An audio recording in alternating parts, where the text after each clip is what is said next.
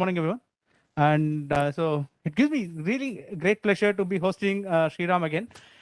So Sriraam is a distinguished fellow at the Robert Bott Center, as well as an adjunct faculty at Computer Science Department, IIT Madras. And he used to be like this annual visitor to the center, right? So we all look forward to him coming, and it's been what, 2 years now? 2 years. More than 2 years now since he visited us last. And so I'm very happy that he's here and he's doing this 2-day workshop. And so as many of you know, Sriraam is a professor of computer science at University of Texas, Dallas. And he also heads their Center on Machine Learning. And apart from that, Sriraam has done a lot of amazing work, especially in pushing forward this field of statistical relational AI. And very happy to have him here. And of course, you have the rest of the history. I'm not going to, I mean, that's not the point. You can read that on the bio. But what I wanted to say is that he's very passionate about teaching. So he has, one of the things that Sriraam has always, been applauded for by the students is his amazing lecturing and teaching, as apart from his mentorship. So we are very happy that he's going to be here doing this 2-day workshop with us. And of course, he's also going to give a research talk on Wednesday. So hope all of you can listen on that. So without further ado, Sriraam. Thank you. Thank you. It's great to be back after 2 years. It's great to be talking in person. We opened in the US for physical teaching last fall, and it was immense relief. I mean, it's not that we cannot do this online, but it's amazing to see the faces, even though we are all masked. But it's amazing to see the feedback from the eyes, to understand how much I'm getting across. So again, one of the things that I'm very cautious about, and I'm very serious about, is that I really don't want to teach anything to a bunch of zombies. So don't be that. Be very interactive. Ask me questions. If there's something that you already know, it's okay to tell us that, hey, this is too fundamental. We know this. Because I'm going to, at some point even talk about axioms of probability, but that's just a reminder, because no, it's the deep learning world. Everything is an architecture, right? But then there are other formalisms, and what we're going to do is this idea of statistical relational learning. And statistical relational learning essentially combines probabilistic models with relational models. The classic databases, the classic logic, the philosophy and logic ideas, and the classic database theory meeting probability theory. That's the whole idea of statistical relational learning. So, but one of the fundamentals there is that we understand these probabilistic models better. And so what I've decided to do is split this workshop into 2 halves. First half is today, where I'm going to focus mainly on the probabilistic models. So I'm going to talk about Bayesian networks, the inference in Bayesian networks, the more latest problems in Bayesian networks, and then learning and learning in Bayesian networks towards the end of the class. And then what we will do tomorrow is we will pick up from where we left on Bayesian networks and move directly into the relational probabilistic world. Okay. So I apologize because it's going to, some of these is going to be completely fundamental, like the basic axioms of probability and stuff. But I promise I will not spend too much time on the basics of the basics, right? But it's just a refresher. Okay. So how many of you know Bayesian networks? Just a show of hand. Yeah, so how well do you know? I mean, do you know of them, or do you know their formulation? Do you know learning, inference?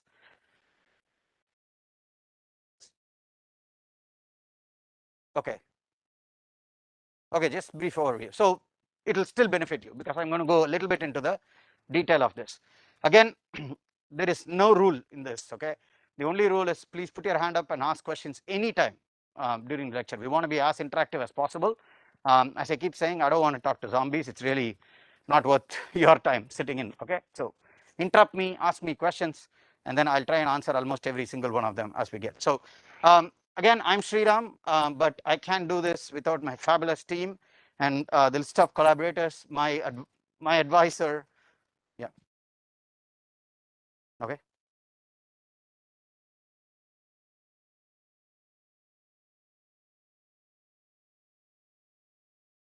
So if they ask questions, you're going to transfer it to me?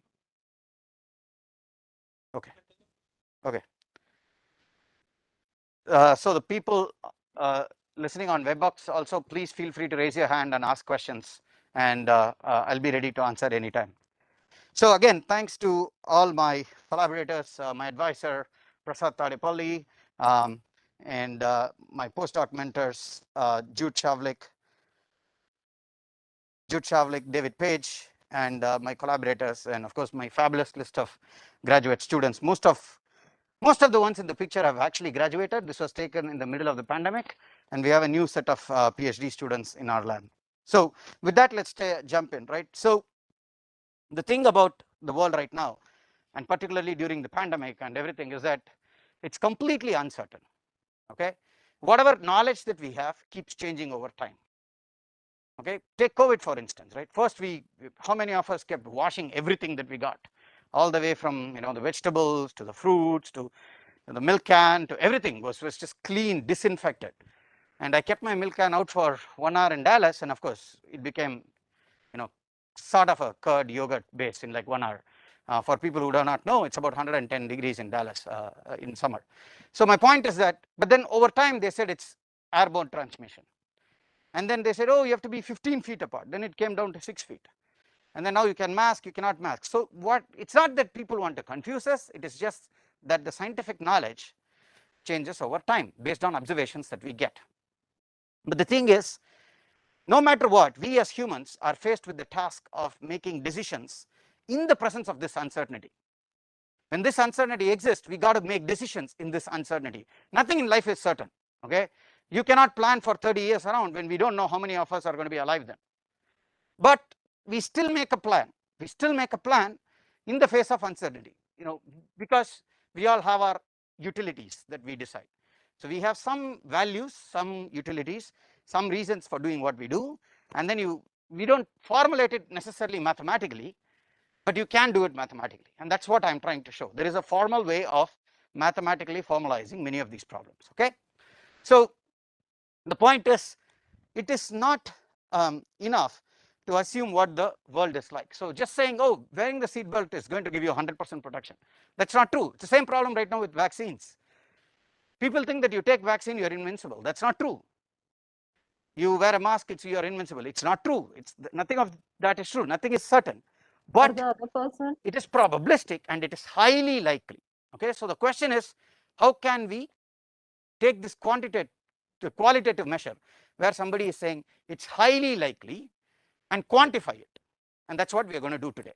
Okay, we're going to take these statements and see how we can quantify this so you can manipulate them and then apply them on real data. Okay, so again, for everyone on the call and here, there's not going to be much deep learning here because I'm not teaching deep learning today. It's probabilistic models and focus on probabilistic models. Towards the end, I'm going to talk about deep probabilistic models, kind of motivated by deep learning. Okay, so what we're going to do is we're going to talk about how the agent reasons about its uncertainty, and the point is that whenever it makes an action, it takes an action in the presence. have you met your guide? Have you met the guide? When? Today, Wadi? The last week? Huh? You got the approval in the diary also. Buying a home is a gamble. Quitting your job is a gamble. Starting a new career is a gamble. Everything is a gamble, but everything can be quantified probabilistically, and that's what we are going to come at. Okay. So, very simple example. Let action AT. Okay, AT refers to the action A, which is leaving to the airport. The T refers to T minutes before a flight. Let's say I have to go catch a flight to wherever, right? And let's say you're going to Frankfurt and you're going to catch a flight, and the question is, how many minutes do you want to leave before? If you say 120 minutes, this is A of 120. Okay, this is A 120 if you are leaving 120 minutes before a flight. T equals 120.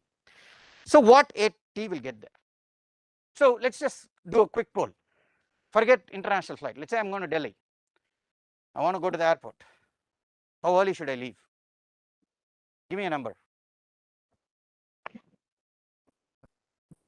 150 minutes. 150 minutes? Yep. Okay, 2.5 hours. All right. Anybody from this? 120 minutes. So 2 hours. Great. 120, 125. Anybody 1 hour? 1 hour, right? Okay, so there are some people in 1 hour. So what is the Can you move a pros and little? cons? Okay. The pros and cons is 2.5 hours means you are most likely not going to miss a flight. 1 hour means it's highly likely you're not missing a flight, but there is a reasonably good chance that the car might break down, the road could some minister would come and the road could be blocked. Who knows what's going to happen, right?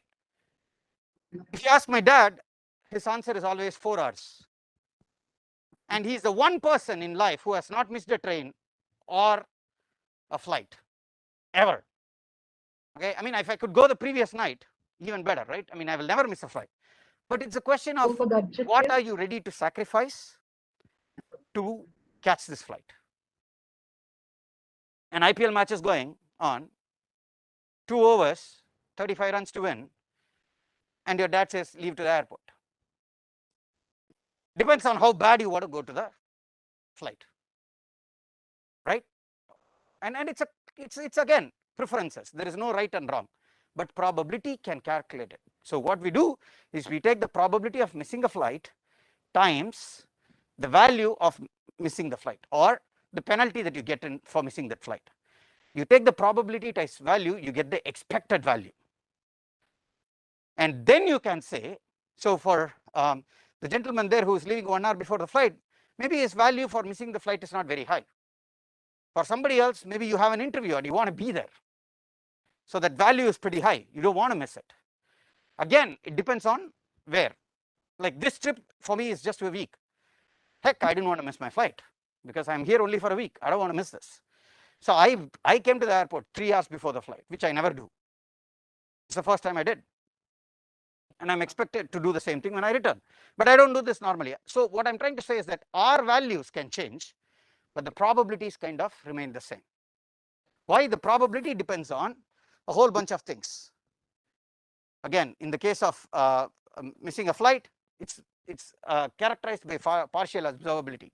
We don't know. We don't really check our tire pressures every day. So we don't know whether the tire is going to blow at any point.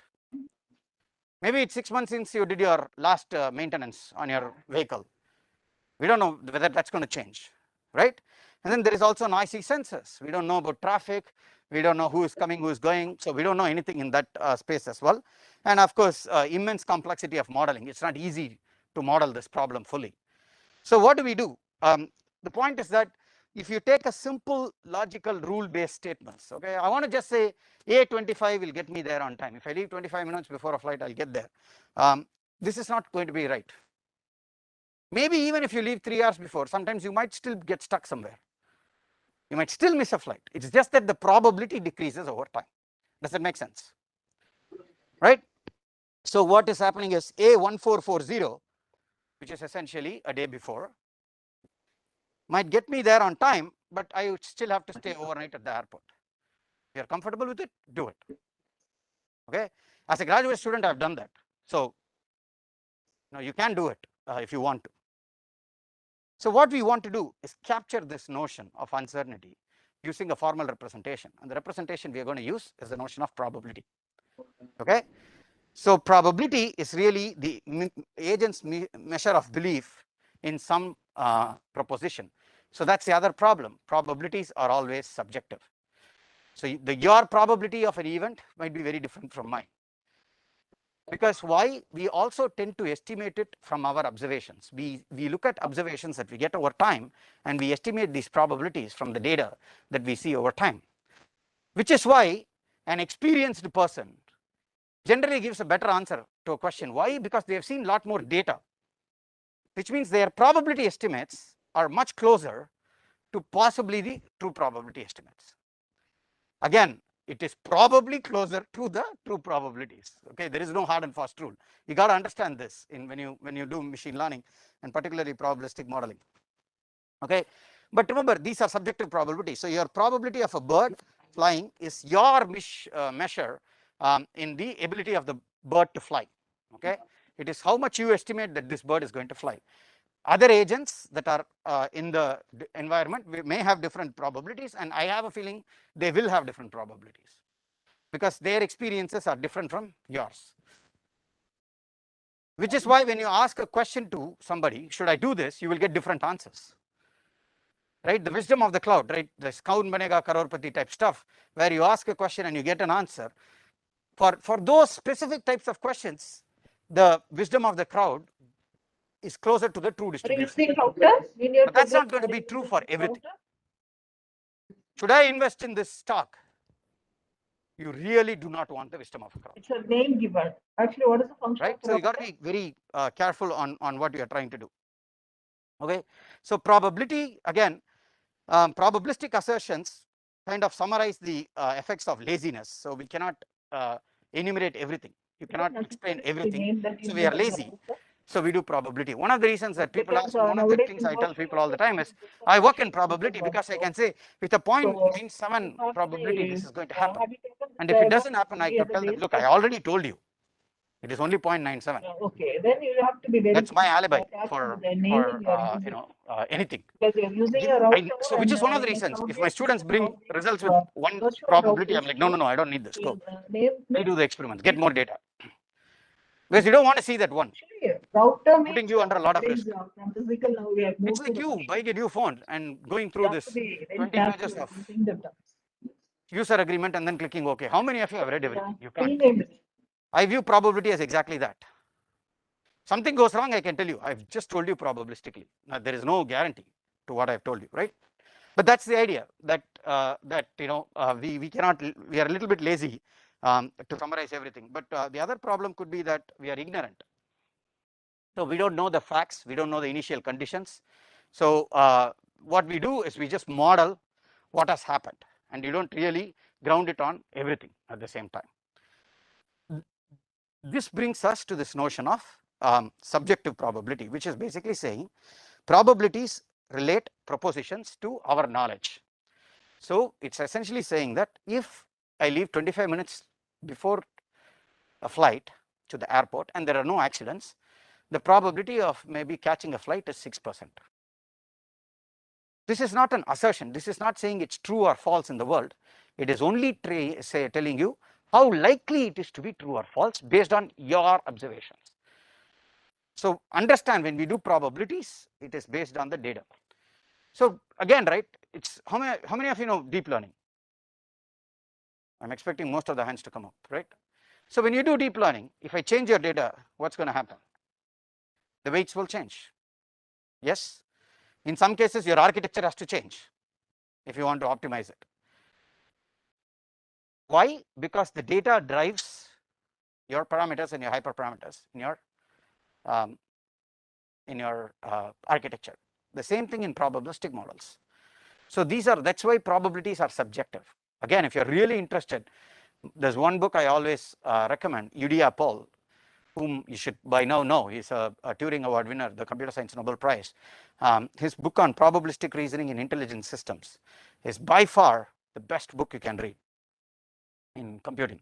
Okay, probabilistic reasoning in intelligent systems, 1980. I want to say 89, but it could be 87. Just check that out. Okay, it's an unbelievably good book, and there you talk about all this. And again, I've put up two books: Stuart Russell's Peter Norvig AI book, but I also recommend David Poole and Alan Mackworth's AI book, particularly Poole and Mackworth, because Poole is really doing a lot of work in uncertain reason. His book is also covering all this. Okay, but what I want to highlight here is that these are not assertions about the world. These are observations. These are what you can say as the most likely thing to happen. Assertion is when you are going to say this is either happening or not happening. You know, we make fun. Whom do we make fun of the most on TV? Do you guys remember? Whom will you do? What prediction would you make fun of the most? Weather. At least back in the day.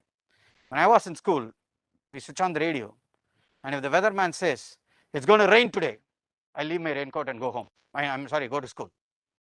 If he says it's going to be sunny, I'll take my umbrella and go to school. Because it used to be the opposite back then. That was the joke. But the reality is they are also, getting multiple models and they are making a prediction. You cannot control nature. And the way it changes, this is what is going to happen. Same thing with Corona, right? We all wanted it to be out in 1 year. Nobody wants it to be dragging in. But then as I keep looking at the data, which we do in texts by the way, it's clear that it's mutating, it's changing, it's going to evolve into something else, and we don't know what it is. But we can only make predictions based on what we have. How many of you know the Sutra model from the IIT KG? It's unbelievable. It was really good. It was off by just a little bit every now and then. It was very, very good. So that is the power of mathematical modeling if you get that right. But again, remember, it is only based on the data that you have at that point. That is why it's all subjective. Okay. Any questions so far? Any questions online? Okay. Okay, so here are some examples. Now I need some interactive answers. So I'm saying the probability that we're going to get to the airport if we leave 25 minutes before is 0.04. If I leave 90 minutes before, it's 70% chance of getting to the airport. If I leave 2 hours before, there is a 95%. If I leave 1 day before, there is a 0.9999, 99.9% I'm going to be there. What do you choose? A120. Who else? Okay, anybody still for A90? I would have expected that given your first answer was 6 minutes. Anybody else? Yeah. Depends is okay. Depends is fine, but I just want some numbers. A90. You say A90? Yeah. Anybody A25? Right? That's expected. I mean, I understand the 90 logic, right? Because it's basically a binary outcome. It's either you make it to the airport or you don't make it to the airport. So an uniform distribution means half and half. So 0.7 means it's more likely that you will be in the airport than not. And it's okay, I'll take that risk. That's the attitude, and that's correct too. And on the other hand, somebody could say, well, I want to be at the airport, so I'm going to leave 120 minutes. This is exactly based on preferences or utilities. Okay, your preference could be, I want to be at home, spend a couple more 30 more minutes with my kid, and then I go. And that's perfectly fine. I want to watch these 2 overs and then I leave. Makes sense, right? But it depends on individual preferences, and individual preferences could have different numbers on this, and that's the whole point. Utility theory is used to represent and infer preferences, and if you really want to do this, again, if I come in summer, I'm planning to offer the course on decision theory, where we take these probabilities and combine with these utilities, and then you can make decisions based on that. Okay, and of course we have Ravi here, who's done a lot of work in sequential decision making using decision theory on expected utilities and stuff. So we start now coming into probabilities, right? So numerical measures of belief and talking about what belief and how can we represent it with numbers. If I have a proposition F, which basically says I'm going to reach the airport on time, then you can actually always measure it with a number between 0 and 1, which essentially is the probability. A probability of 0 means that whatever your proposition is definitely false. So if I say with a probability of 0, you will be at the airport, it means that you will not be at the airport. Okay, the assertion that you will be at the airport is false. On the other hand, a probability 1 means F is believed to be definitely true. So it's definitely false and definitely true. So those are the 2 hard conditions. Everything else is soft in between. Again, 0 and 1 is just pure convention. You could do any number. Some people give it as percentage between 0 and 100, and that's okay. I could do between 0 and 1.7. Nobody cares. The whole point of 0 and 1 is so that it's elegant and beautiful to see. That's it. Nothing more. Okay. F, the whole point of probability between 0 and 1 is because it is just elegant. All right. For mathematical purposes, it makes sense because I can normalize things, I can get things between 0 and 1, and it's easier to work with it. So F always has this proposition, has this probability between 0 and 1. It just doesn't mean that it's true to that degree. It means we don't know the true value. It is how much we believe it going to be true. So in some sense, probability is a measure of our ignorance, which is why I say that probability is my alibi, because that is my ignorance. Because there are things that you can control, things you cannot control. When I make a recommendation, it is assuming everything is in the same state, but that may not be true. Things may change, things may evolve. That ignorance is captured by the probability. Okay. So now we'll start formalizing things. So we're going to start writing things out, and we're not going to start defining the idea of a random variable. A random variable is a term in a language which basically takes multiple values. So a random variable could be airport, going to airport. Okay, what are the values? True or false? So you're either going to the airport or not. Catching a flight, true or false. So random variable is essentially, in if you want to think of it in machine learning terms, the set of features that you have. But the only difference in probabilistic models is, remember, in classic machine learning, let me figure this out for a second. Well, I was told I could use a pen, but pen tool is probably, nope, it's not working.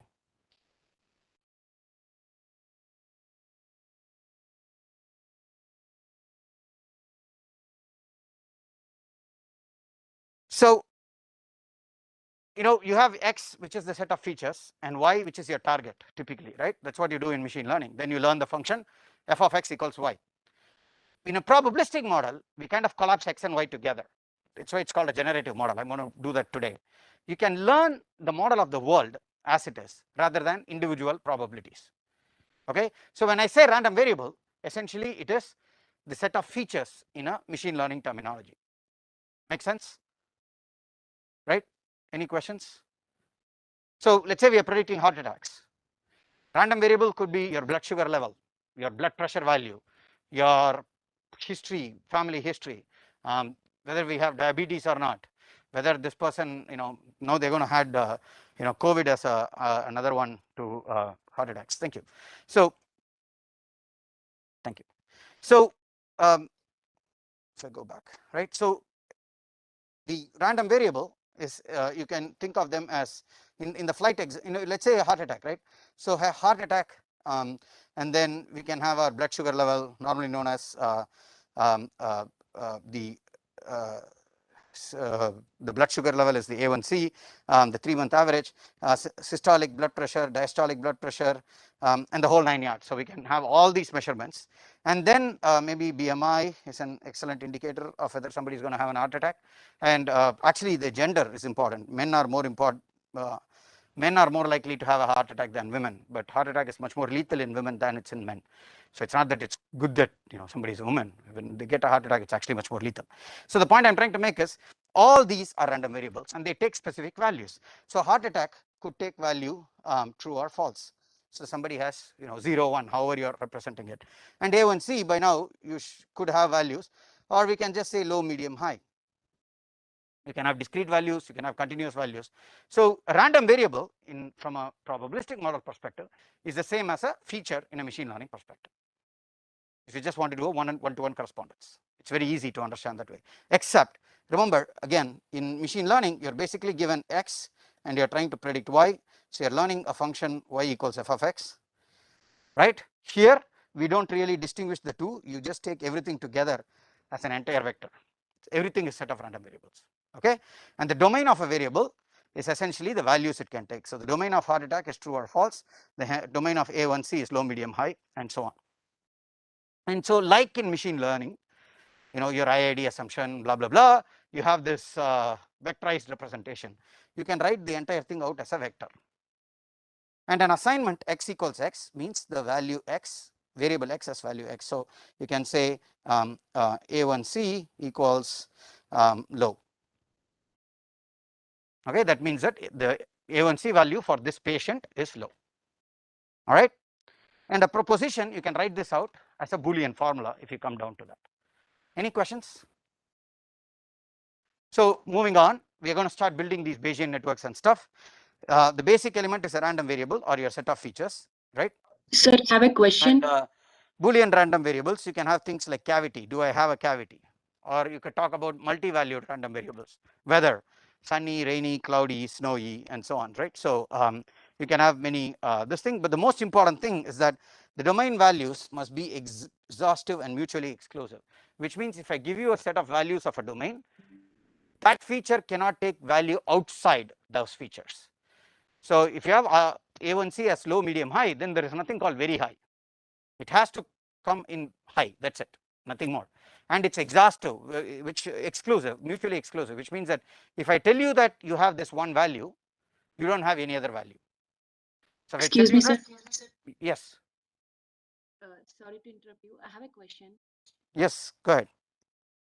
Sir, you said that probability is a measure of ignorance. Right. Can you please elaborate it with an example? Sure. So with an example, let's say the probability of heart attack. I'm just because that's the model that I build all the time. If you read the papers on my webpage, we have done a lot of work on predicting heart attacks. So if I'm building a model to predict heart attack, and I'm saying that the probability that somebody is going to have 90% chance of having a heart attack. Let's not be so grim. There is a 10% chance of having a heart attack. Okay. So 90% chance of not having a heart attack.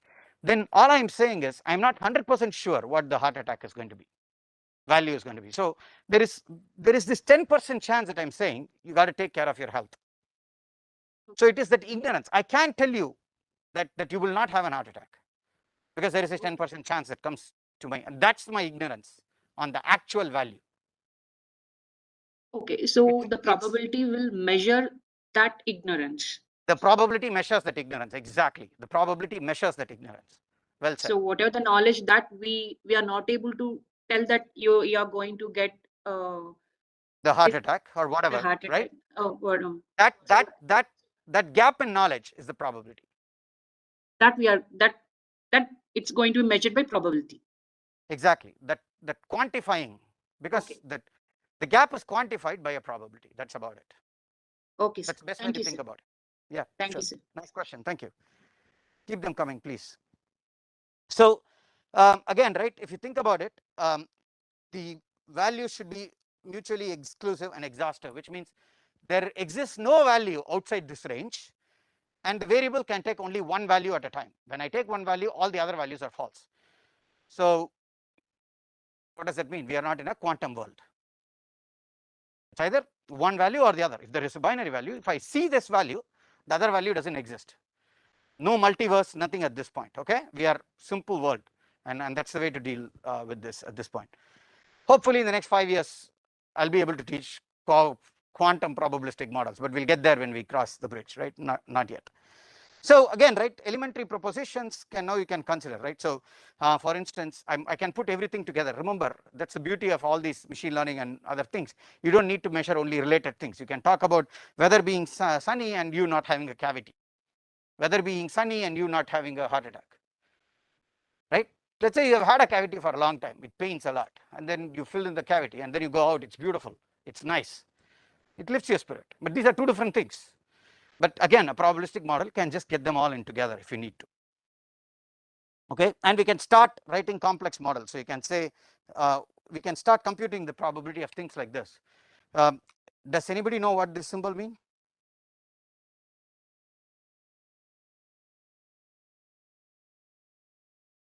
It's not union. I thought I heard it, somebody said. Or, it's a logical or. Thank you. It's saying weather is sunny or cavity is false. This is or. This is and. Okay, so we can basically write out an expression like this, and I can calculate the probability of weather being sunny or not having a cavity. We can also say weather being sunny and not having a, and I'll show you how to do that. Okay, we're going to do that now. So now we start talking about events, right? An atomic event is a complete specification of the state of the world about which we are uncertain. So it's a complete specification of everything that's happening in the world. An atomic event is these benches are empty, back benches are full, and there are people there. Some of you are listening, some of you are singing, some of you are nodding, some of you are sleeping. And that's the entire thing together is the event. And I have to make my decision. What is my decision? Should I keep talking? Should I make a joke? Should I give a break? Right? Should I take a question? So that's my decisions and utilities. But we keep this doing continuously. That's the whole point. Okay. So let's say that there are only two things in the world that we are interested in. There are only two Boolean variables. If you start looking at many of these clinical journals and stuff, you're going to measure two things. You're going to measure, let's say, how effective is mask wearing for COVID.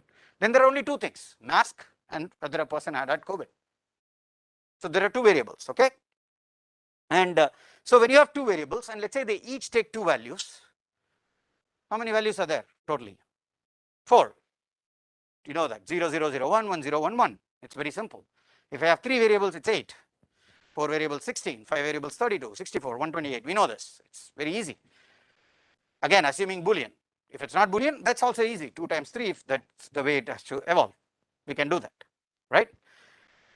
But remember, again, the atomic events are mutually exclusive and exhaustive, which means that if I am in this state and this state, then all the other states are false. All these 3 are false. Okay? Make sense? With that, we'll start. Again, I'm doing a little bit of probability basics so that we are all on the same page, and then we'll jump into something much more complex. So now you have to, let's say, a proposition A or B. The most important thing about probability is that probability lies between 0 and 1. Okay, 0 less than or equal to the probability less than or equal to 1. So it can take both values 0 and 1, but it should be between 0 and 1. The probability of true is 1, probability of false is 0. The third one is essentially the probability of A union, the A or B, that is either A happening or B happening, is the probability of A happening, which is this circle, probability of B happening, which is this circle, minus this intersection, because this intersection gets counted twice. So it's P of A plus P of B minus P of A and B. These are the 3 fundamental rules of probability. We should be knowing this in our 9th grade or 8th grade or 6th grade, whenever that is, but we forget. So I'm just reminding it. Okay. Once you have this, we can solve many of these problems. Any questions on the fundamental rules of probability? Let me pause for a second and make this observation that I saw in my 7 years back when I was teaching this class called data fluency. I did this exact same slide and did this, and then had a midterm question and had a computation. And this person came to me with an answer, and the probability was 1.73. And the probability of the other year, probability of true was 1.73, probability of false was minus 0.73. And this person comes and gives me, this is correct. I'm looking at it and saying, can you explain why? Because this person said there are only 2 events, true, false. The probability of true plus probability of false equals 1. Minus 1.73 minus 0.73. They added and it's equal to 1. So I am correct, you are wrong. You know what? Hard to argue. So I gave this person 1 point for creativeness, and I took 6 points out for messing with my brain. So it was a net loss of something like 5 points. So point I'm trying to make is that, remember, probability should be non-negative. Yes. Sir, the question that you told that for true it is 1.73, but probability always restrict to 1, right? So yeah, exactly. So it should be between 0 and 1. This person went to 1.73, but somehow managed to get a negative probability of minus 0.73 and argued that the sum of the 2 is 1. So this person took essentially, just this close to this. Essentially, this the other way of writing this is P of true plus P of false is 1. And this person just took that and said the sum of probabilities is 1, so I'm correct. Okay.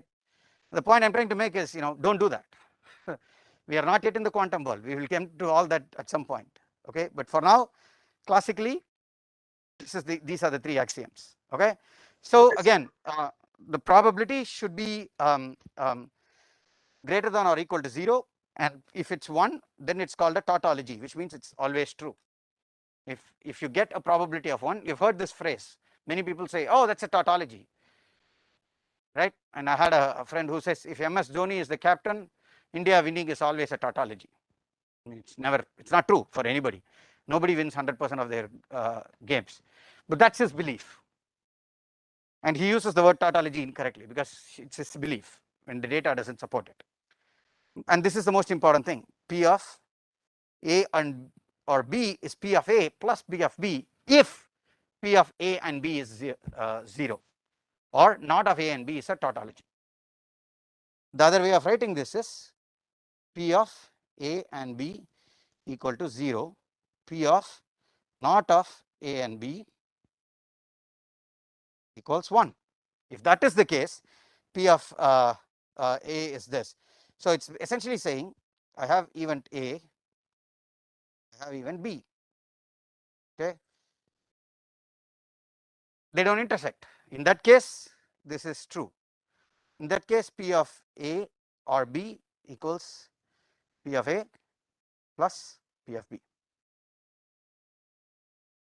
In the case they intersect, the more general formula, if they are like this, then P of A or B is this circle, circle A, so which is P of A, circle B is P of B,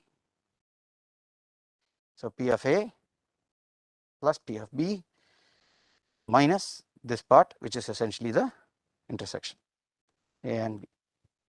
All right, go ahead. Sorry, which symbol? This one? This is not. This is and. So and is in this part. Okay, this is and. So if I give you A, then not A is everything else. This part. Everything else is not A.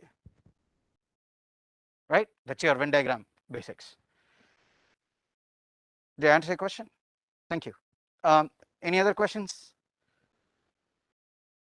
We are now jumping directly into prior probabilities, conditional probabilities and stuff. So we'll start building the machinery that we need in the next half an hour, and then I'll give you a break, I promise. So prior probability or unconditional probability of propositions. Okay, so you have, so the probability of, let's say, cavity is true is 0.1, which is essentially saying that anybody is going to have a cavity is 10% chance of having a cavity without anything else. So I don't condition it on anything. There is nothing else that affects it. It's just that it's the probability, right? So before I see anything else, this is what I believe is the probability of having a this thing, a cavity. Let's say that you cough up blood. Okay, you cough and then you see blood come out. You've watched a lot of Indian movies, right? That's the if you have a tragedy movie, that's your climax. Now, should you be worried or not? How many of you will be worried? You cough and you see a few drops of blood, let's say. How many of you would be worried? Put your hand up. That's a lot. How many of you are not going to be worried? Let's see. So how many of you don't care? Because to me, the world is mutually exclusive and exhaustive. It's either you should be worried or you should not be worried. But then there is, you don't care? Okay? That's okay. My point is, now if I tell you something, the prior probability of somebody having, let's say, blood cancer is 1 in 100,000, which is the chance that you're going to have blood cancer, is without knowing anything about you. In the general population, the probability that somebody is going to have cancer is 1 in 100,000. Now tell me, would you be worried? How many of you will still be worried? Okay, so you are the safe people who want to be completely safe. But I see that many of you have dropped your hands. That's exactly what a prior probability captures. That is what comes from a domain knowledge. That is what we need to model in machine learning systems correctly if you want to get the correct answers. Is this notion of unconditional probability. Without knowing anything about you, just telling you this information will calm you down. That is the whole point of this. Okay, I'll teach you about conditional probabilities in the next slide, but I want to just teach you unconditional probabilities. Again, this is the probability of weather in Chennai. Okay, it's probably a little overly inflated, because if I have to write, it's 0.75 times, 75% of the times it's going to be sunny, and maybe 15% of the times it might rain, 1% of the 10% of the times it will have winds, strong winds, and with 0% it will have snow. By the way, in 2030 they're expecting snow here, so maybe this will change as time changes, but this is our current prior estimates. And then we start putting joint probabilities, which essentially says we can start putting things together. What is the probability of two things? So what is the probability that weather is snow? Sorry, snow should be here. Snow should be here. I apologize for this. Snow, sunny, rainy and cloudy, and then you having a cavity, true and false. Now I can start putting things together. Okay, if these are two independent events, the probability of both of them is essentially the product of their probabilities. I'll explain that a little bit later, but the point is that I can start constructing these tables. From these tables I can start answering different queries. What is the probability that you're going, the weather is sunny and there is no cavity? All I need to do is just look at this number. That's 0.08. What is the, so I can answer any query once I construct this table on your domain. Remember, this is a two variable domain, so you just have this simple table. If you have a 3 variable domain, it's going to be like a 3-dimensional table. As you have 100 variables, you're going to have a 100-dimensional table, but it is still a lookup in a single table once you construct the table. Does it make sense? And it's the construction that is hard. Okay, now we start talking about conditioning. I told you the prior probability of having a blood cancer, given that for anybody is 1 in 100,000. Now I'm going to change that a little bit, and I'm saying, well, the probability of having blood cancer, given that somebody coughed up blood, is now 1 in 25,000. So that there is a evidence that we are adding, which is that we see blood coming out of the cough. Now that's 1 in 25,000. Again, remember, it's very low, but it is slightly higher than knowing that you coughed up blood or not. Does it make sense? So now we start to do what is called as conditioning probability, which is how do we revise our probabilities based on the new information. The new information is the observation. This is exactly what a doctor is doing. Let's say as a 25-year, I'm a 40-year-old, 42. I went to the doctor when I was 40 with chest pains. And the doctor said, well, the probability of you having anything cardiac is going to be very low. This is because just of your age. Now we will condition it on the fact that you have a chest pain. It slightly increases. And you have diabetes. It increases a little bit. So let's just watch out one more time. And we did some tests, came out negative, and then he sent me back. The next time I called him and I said, look, I still have a chest pain. And his answer to me was, we did your tests. The probabilities will not change. And we actually saw that you have nothing. There is no reason you're going to get it now. So what he is doing is conditioning on my new evidence, which is my new pain and his old report, and he's putting them together to come up with this estimate. This is exactly what clinicians do on a daily basis when they see us. This is what weathermen do. It is what virologists do. This is what I really wish politicians would do. You know what is the biggest problem right now in the world? People do not understand probabilities. They don't understand conditional probabilities. They take P of A given B and actually interpret it as P of B given A. They invert the sign. And that is where the problem is. When most people argue with me about why let's say a person A is a better captain than person B, they invert the probabilities. It frustrates the mean to no end, but that's the way it is. The only thing we all hope is that either politicians understand probability or have somebody in their team who understands probabilities.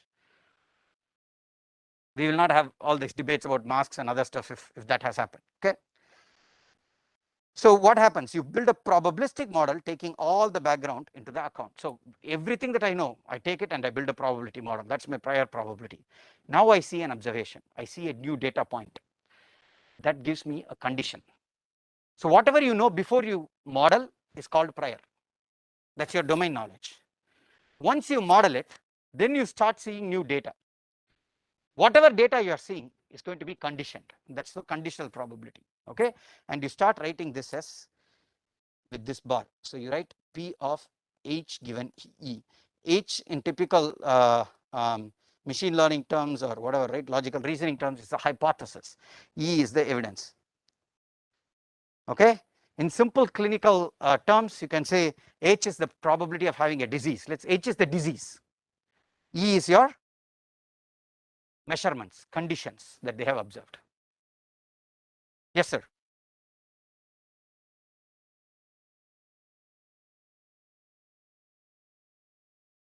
Excellent question. Excellent question. Why is okay? So for people online, the question is: if you take the background information into consideration into building the prior, shouldn't that be a conditional model? The answer is yes. That's a prior estimation. That's a separate thing. Where let's say you're thinking of, let's say you think about machine learning, classic machine learning. I give you this MNIST data set. That's what everyone does, right? So you look at MNIST. Before you look at MNIST data set, I have an idea of what the world is. I use that to create a probability distribution. Then given the MNIST data set, I'm going to condition it on the data. But this prior probability is what we call as experience that people have gotten so far. Let's say you're going to work in a new company. Let's say you worked in one company for 5 years. Whatever you have done in that 5 years, the knowledge that you have gathered is going to only be a prior knowledge when you go into the new company, because the new company is going to have you new data. It's not going to be the exact old data. If it's exactly the same as old data, it's great because your prior is already very good that it doesn't change. But in all likelihood, what will happen is that the new data is going to be your knowledge is going to be conditioned on the new data. Make sense? But that's a great question. Yes, if your prior, let me put it this way, if your prior was estimated from some data, then that is a conditional on some old data. Yes, but for the new problem, that's still a prior. The data, yeah, what data you're looking at. But you see, prior is a little bit more. Prior is also including knowledge from the domain, which is extremely important. If you attend my talk on Wednesday, I'll talk about what this knowledge looks like. It is extremely important that we have this knowledge. But that's a great question. Thank you. Yes, sir.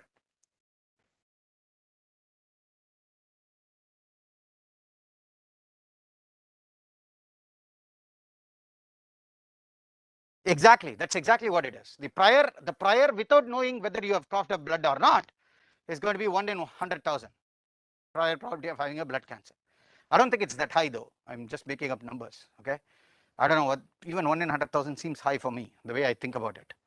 But maybe I'm wrong. I should check the numbers. Right? And then you condition on that this thing, right? So what is the probability that somebody is going to, I don't know, die? Let me just give this example. Oh, everybody has to die, but what's the probability that somebody is going to die tomorrow? Well, the probability is very low, generally, for a healthy person, if I don't know anything.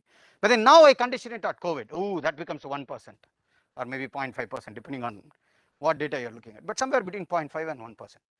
So 1 in 100 or 1 in 500, depending on how, sorry, 1 in 200, depending on how you see it, right?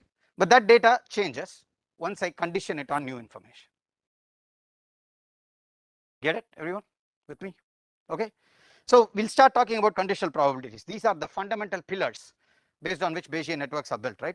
So a conditional posterior probability, you're doing probability of cavity given toothache is 0.8.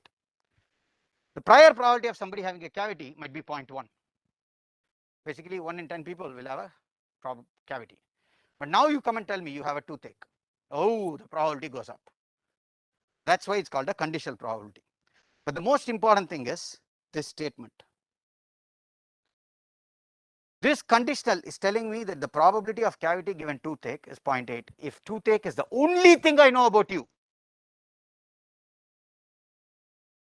If it's the only thing that I know about you, if I know your dental history, this number changes. So that's the whole important thing, right? So now we start writing this as a notation, right? We can start writing this out as a 2-element vector, 2 by 2, because you have cavity is true or false, and toothache is true or false, and you are going to have some numbers in this. If you know more, let's say if cavity is also given, that I know that you have a cavity, then knowing the toothache is not going to make any difference because you have a cavity. The probability of cavity given cavity is 1. Make sense? Yes. New evidence may be irrelevant. What is the probability that you have cavity given that you have toothache and the weather is sunny? Well, sunny is useless because that's just some weather. It's the same as probability given toothache, and that's 0.8. And this is important. This is exactly what these Bayesian networks can capture. And this is why it becomes extremely useful. And this kind of inference that we can use domain knowledge is extremely important. Okay. So we'll start doing the conditional probabilities. Okay. The probability of A given B is probability of A and B divided by P of B. This is the one thing you have to remember. P of A given B is P of A and B divided by P of B. Consequently, you can write P of B given A is also P of A and B divided by P of A this time. Okay, and now you can look at P of A and B and you can start writing this out, and we will do that. That's Bayesian base rule of probability. We'll get there. So now we can start looking at product rule, which is essentially saying P of A and B is P of A given B times P of B, or P of B given times P of A. And this general holds for complete distribution. So you can try to look at this as 4 times 2 equations. Okay, weather is sunny, rainy, windy, and snowy, and cavity is true or false. So you can have 4 for the weather, 2 for the cavity. So you're going to have 4 times 2 equations. Make sense? So now we'll start. I'll skip this slide. I'll come directly to this. Okay. So you're going to write this out. Remember, I told you P of A given B is P of A and B divided by P of A, right? And P of B given A is P of A and B. Oh, sorry, divided by P of B. P of A and B by P of A. So now, if you notice these, I have the same thing in both. So I can start rewriting this as P of A given B is P of A and B is A given B times P of B is the same as P of B given A times P of A, right? Now I can just look at these two together and start writing as P of A given B is simply P of B given A times P of A divided by P of B. This is called base rule. One, in my head, one of the most beautiful, elegant, most important rules inside math and statistics, because with this you can solve many problems if you understand the foundation of base rule. Do we get this? How many of you already knew this? Apologies if I did this again. Apologies, but I just needed to get this for coherence. So we'll move on. Why do we need this? Because what you have most of the time is causal knowledge. You have the probability of a symptom given disease. If somebody has COVID, the probability they will cough is about 80%. Sir, So if somebody has, yes, go ahead. sorry to interrupt in between, sir. No So problem. I have a question. I have a question about the. So you gave a probability where having a cavity given toothache and sunny. So, sir, in that slide you told that sunny doesn't matter. Means it is a sunny day, windy day, it doesn't matter. So, I'm just asking a question that suppose if anyone has a migraine problem, then Sure. that should be Exactly. That's a great question, right? So it is not that it matters to all health conditions. Some conditions it does matter quite a bit. So for instance, I have very bad pollen allergies. If I live and that's why Chennai is amazing for me. I never get pollen allergies in Chennai, but wherever I go in Europe or US, I get a lot of allergies. So the weather does matter on my health. So you're right. It's not true for all the cases, but for some cases it does matter. And actually you cannot say it doesn't matter, because some people have worse tooth problems in cold than in warm weather. But for this analysis, maybe it doesn't matter. But you're right, if you have migraine or not, sunny does matter quite a bit. So it's not true for all health conditions, but for some conditions it doesn't matter. Make sense? Yes, Abhishek, you have a question? Yes, sir.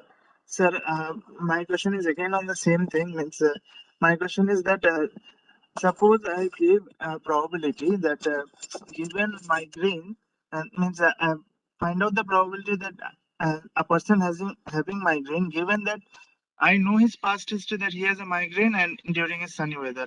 So it may not be one, right? It may not be one. It could be any number. Absolutely. Yes, sir. It could Because be, but you it have to can estimate it from the data. You got to estimate it from the data. Yes, sir. Okay. Okay. And Okay, again, thank you. the estimation from your data could be very different from estimation from some other's data who doesn't have migraine problems. So it's all subjective. It's Okay, sir. data dependent. That's really the point. So why do we need this base theorem? Jumping back, right? Because most of the times we have causal knowledge. We have a probability of a symptom given a disease. Given that somebody has corona, what is the probability that they're going to have a high fever? They initially said it was 90%. Now it's down to 60% with the Omicron thing going on. It's only 60%, and the value keeps changing over time. Or you may have probability that light is off, given the switch is facing upwards here. It's the other way in the US. And or let's say you're doing a self-driving car, the probability that the image looks like a tree, given that the tree is actually in front of the car. The problem is that this is the knowledge that you have. but this is not what you see in terms of diagnosis. The diagnosis, it's exactly the opposite. It's called evidential reasoning. You go to a doctor, you say, I have been coughing for 2 days, I have high fever. So what is that? We do not know whether you have COVID or not. So the disease state, this is not known. But what we know is this distribution, and we need to get this distribution. How do we get it? Bayes rule, right? So probability of D given S is probability of S given D times P of D divided by P of S. I'm done. So if you have one estimate, you can get the other estimate. By now you should know, this is what you do in machine learning. You use this as prior and you estimate this conditional. Make sense? How can I do this? Well, what is the probability that somebody is going to have disease? Turns out that with Omicron, they said that something like 1 in 16 people had Omicron. Okay, sorry, BA2 variant, not Omicron. The Omicron was much higher, 1 in 8 or something. Okay, and then you know the probability of symptoms, which is basically saying how often will somebody have a cold or flu. Well, we know that cold or not flu, cold or cough. And you can estimate these numbers. You know this from the data knowledge, and you can estimate this. Yes, pretty easy to do. So that's where we are doing it, and we can extend this to do the chain rule of probability, which is essentially saying if I have a bunch of things f1, f2, f3, fn, let's say n features in your data that you are looking at, you have n features, then you can start writing this as probability of fn times f1 through fn, and then you can expand this and you can write this as probability of fi given f1 through fi minus 1. So this, the other way to write this is basically this is p of f1 times p of f2 given f1 times p of f3 given f1 f2 and so on, p of fn given f1 through fn minus 1. This is called the chain rule of probability, and this is extremely important because this allows me to factorize a distribution into different components so that I can answer questions effectively. Okay, so we will start explaining this. Let's say you have a joint probability distribution and I want to let's say answer a particular question. Okay, so you have this toothache and cavity, and you have 3 variables: toothache is being true or false, cavity being true or false, and whether somebody has a catch, the jaw lock or catch, whatever that is, or true or false. Okay, so it's 3 variables, so that's why it has 8 entries. Now I can answer any question. Now I want to say what is the probability of toothache? Well, simply sum out the other 2. So toothache, you have catch, cavity, not catch, not cavity, so that's 4 entries. So you are summing out the other 2 and you are getting the probability is 0.2, because this is the toothache column. If I ask you for the probability that nobody has cavity, but sorry, this person does not have cavity, you will sum this. If I ask you the probability that somebody has a catch, you will take this and sum it with this. So all you're going to do is, in some sense, you are summing out the other things. You are summing out, when I'm asking the toothache, you are summing out cavity and you are summing out catch. Make sense? Except this is, as you can imagine, going to be extremely complex, because this number is going to blow as you have more features and more values for each feature. That's where dependencies between features comes on. So you can write this out, right? So if I can, so again, this is just a unconditional probability. Remember, this has, I'm not conditioning on anything.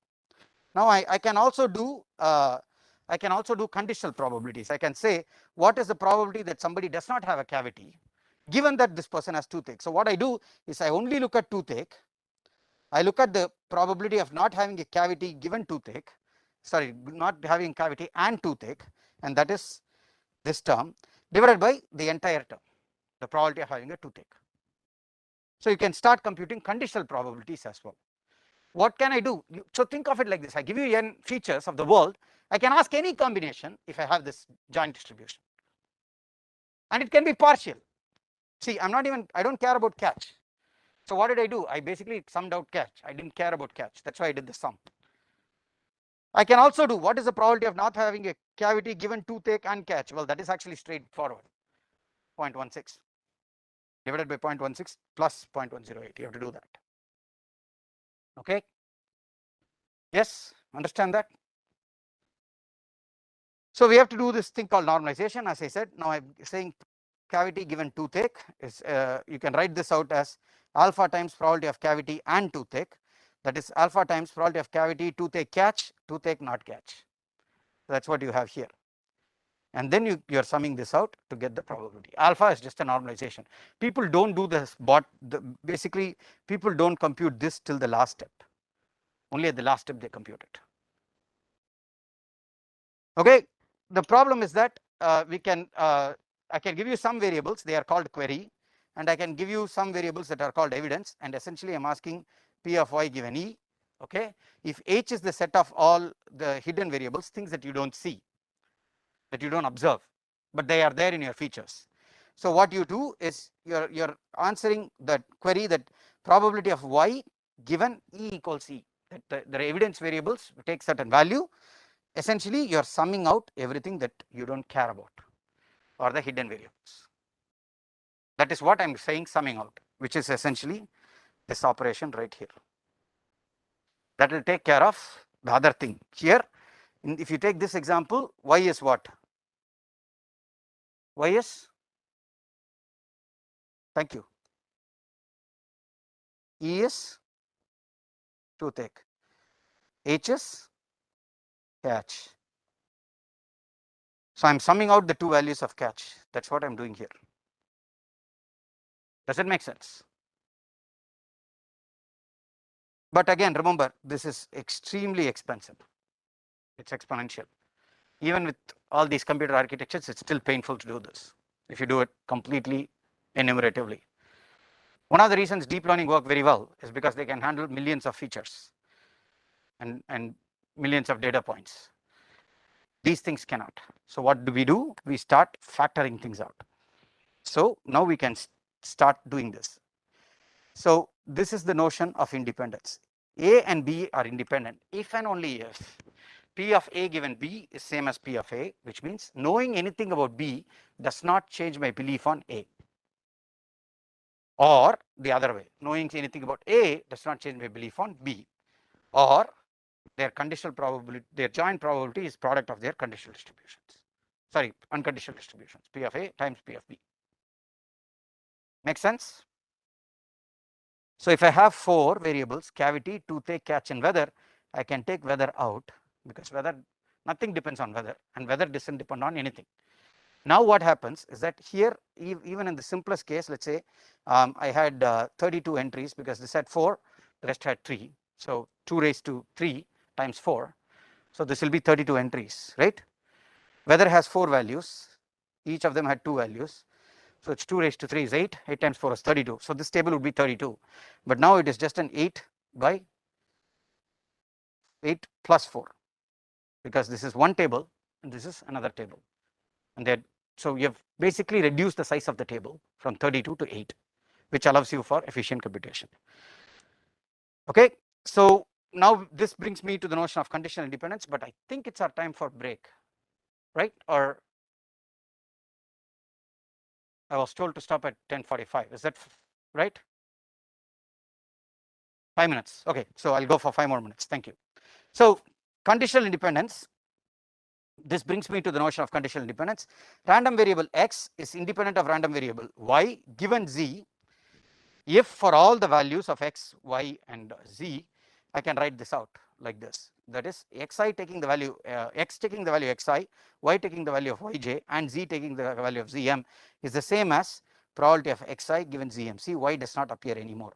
So x is independent of y given z. That is the interpretation. If I know the value of z, then x is independent of y. And I'll give you some examples for this. Okay. So again, we did this. Toothache, cavity, catch has 7 entries. If you have a cavity, the probability that the probe catches in it doesn't depend on whether I have a toothache. Once I know you have a cavity, then whether you have a catch or not doesn't depend on the toothache.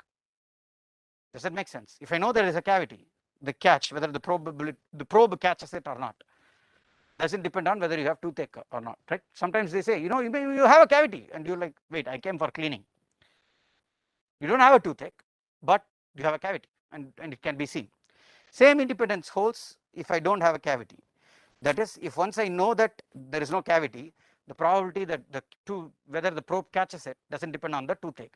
So because both of them are true at the same time, you can say catch is conditionally independent of toothache given cavity, and you basically write, essentially this is saying P of catch given toothache and cavity is the same as, let's say, is the probability of catch given cavity. So what this allows me to do is, if I have a diagrammatic representation like this, and there is some relation between the catch, toothache and cavity, then one of them goes out, given that I know the other. And I'll explain this notation. Maybe I'm jumping the gun. I'll explain this in a bit. Okay. Why is this important? Because if I can write this joint distribution, toothache, catch and cavity, I can write it as toothache given catch and cavity times probability of catch and cavity. Remember the chain rule of probability, okay, which is essentially toothache, catch, cavity, catch given cavity and cavity. And now I'm saying that toothache is independent of catch given cavity, then I get this. Catch is dependent on cavity, and probability of cavity is your unconditional prior. Then I have 5 independent numbers instead of 7 in the original distribution. So you are basically, what you are doing, this is called factorizing. You are factorizing the distribution into smaller distribution by creating this independence. Okay, this factorizing is what is going to allow me to define a Bayesian network. Okay, so again we can go back this into the diagnostic form. You are basically saying probability of cause given effect is probability of effect given cause times probability of cause divided by probability of effect. And let's say you're looking at meningitis given stiff neck, you can also calculate this, and you're essentially saying, well, this is the probability of somebody having meningitis without knowing anything, but once I know that you have a stiff neck, it goes up a little bit, but it is still very small. It's exactly like the blood cancer example that I just gave you. And this brings me to the notion of Bayesian networks, and essentially you're saying cavity is going to influence toothache and catch, and that is the way you're going to look at it. So this is the way causal models are written. If I have a causal model essentially, and an arrow going from one variable to another, let's say A going to B, in a causal model this says A causes B. Okay, but in a typical Bayesian network, it's not necessarily causality. It just says A and B are not conditionally independent, so they are dependent. Okay, but causality is how people think about when they see Bayesian networks. It's not correct, but causality can be captured by these graphical models. Okay, so this you've seen naive Bayes. How many of you know naive Bayes in Bayesian network in machine learning? This is a naive Bayes model where you have your variable y, and essentially it says y generates your input, and they are all conditionally independent given the value of y. So all this is saying is, if I look at something like this, it says toothache is conditionally independent of catch given cavity. So the other way to write this is basically saying P of toothache given catch and cavity is essentially the same as P of toothache given cavity. That is what this diagram represents. Does that make sense? So this is being represented using this. With me? Is that a good time to take a break? Okay, so let's take a 25-30 minutes. Okay, we'll get back at 11:15 and then we'll continue. Okay, you can ask me questions meanwhile if you want to. Okay, and we'll take a break.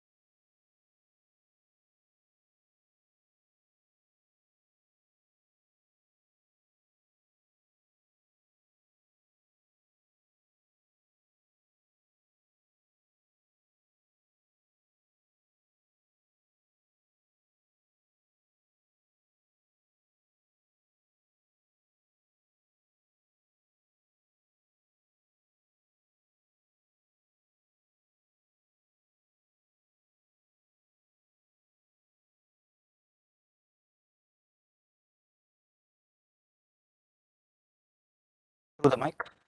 To the mic? Yeah, okay. So let me answer some questions, right? So are belief and probability the same thing? So probability is a representation of the belief. Okay, belief is in some sense, probability can capture beliefs. Okay, and like I think Vijay Kumar Mishra explains, belief may be understood with the help of probability. So probabilities are one way of quantifying the beliefs, if that makes sense. Okay, and then do belief consider historical data? Yes, in some sense, what we call as domain knowledge is coming from historical data. So think of medicine. Okay, people say that if you have high BMI, there is a risk of heart attack. Well, that's a prior knowledge. Without knowing you, that is a knowledge that they have, that if you have very high BMI, there is a high risk of heart attack. How did they get that? Well, again, based on observations that are not current but historical. So yeah, some of these knowledge comes from the historical data. Naive Bayes, I think I can explain naive Bayes, but essentially it's the notion of conditional independence. I'll explain that before I start, and I'll of course explain factorization in brief. Okay, so thanks, and from now on I think we have requested somebody in the room to ask us questions. If you type it on chat, okay, I'm happy to answer them. But you could, I could also pause every 10 minutes and ask you guys to ask me questions, and we can go from there. Okay, so now I can share screen and we can go.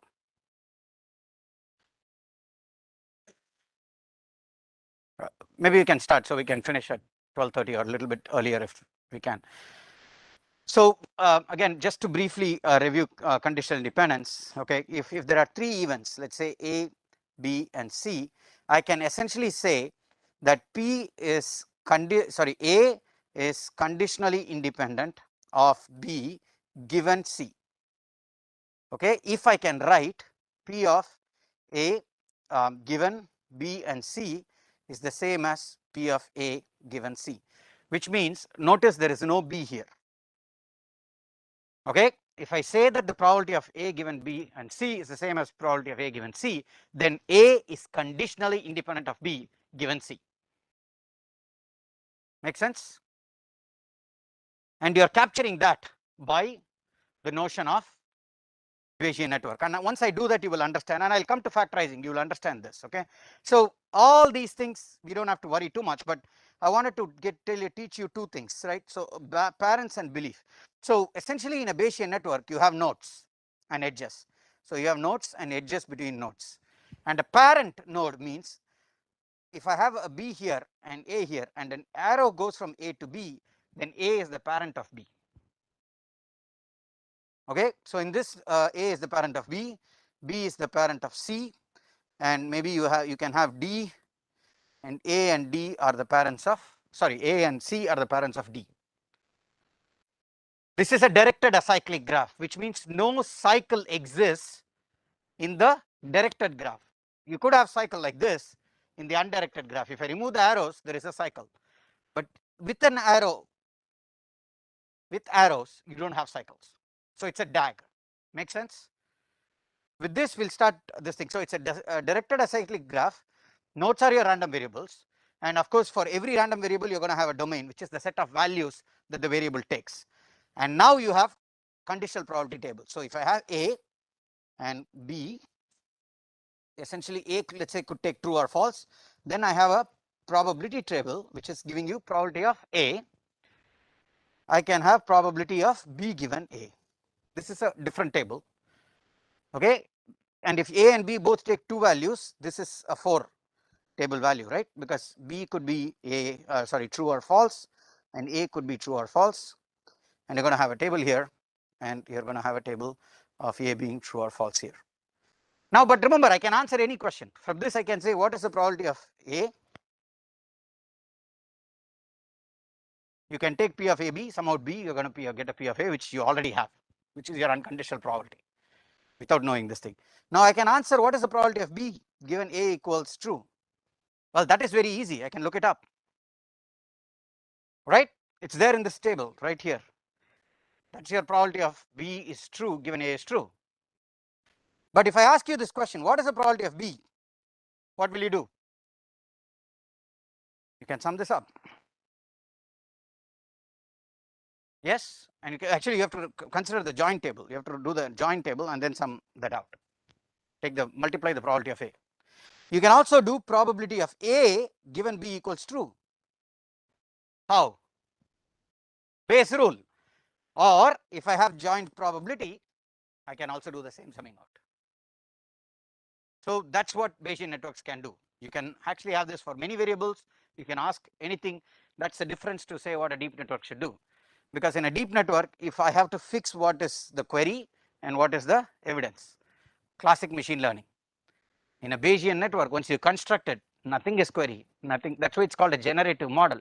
Because once I have good estimates of this, I can generate new data sets.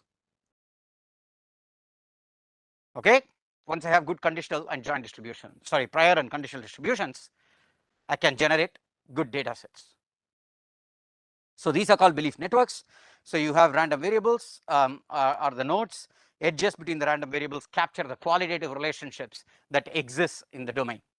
And associated with each of the nodes, you have a conditional probability table or an unconditional probability table, depending on how it is in the network.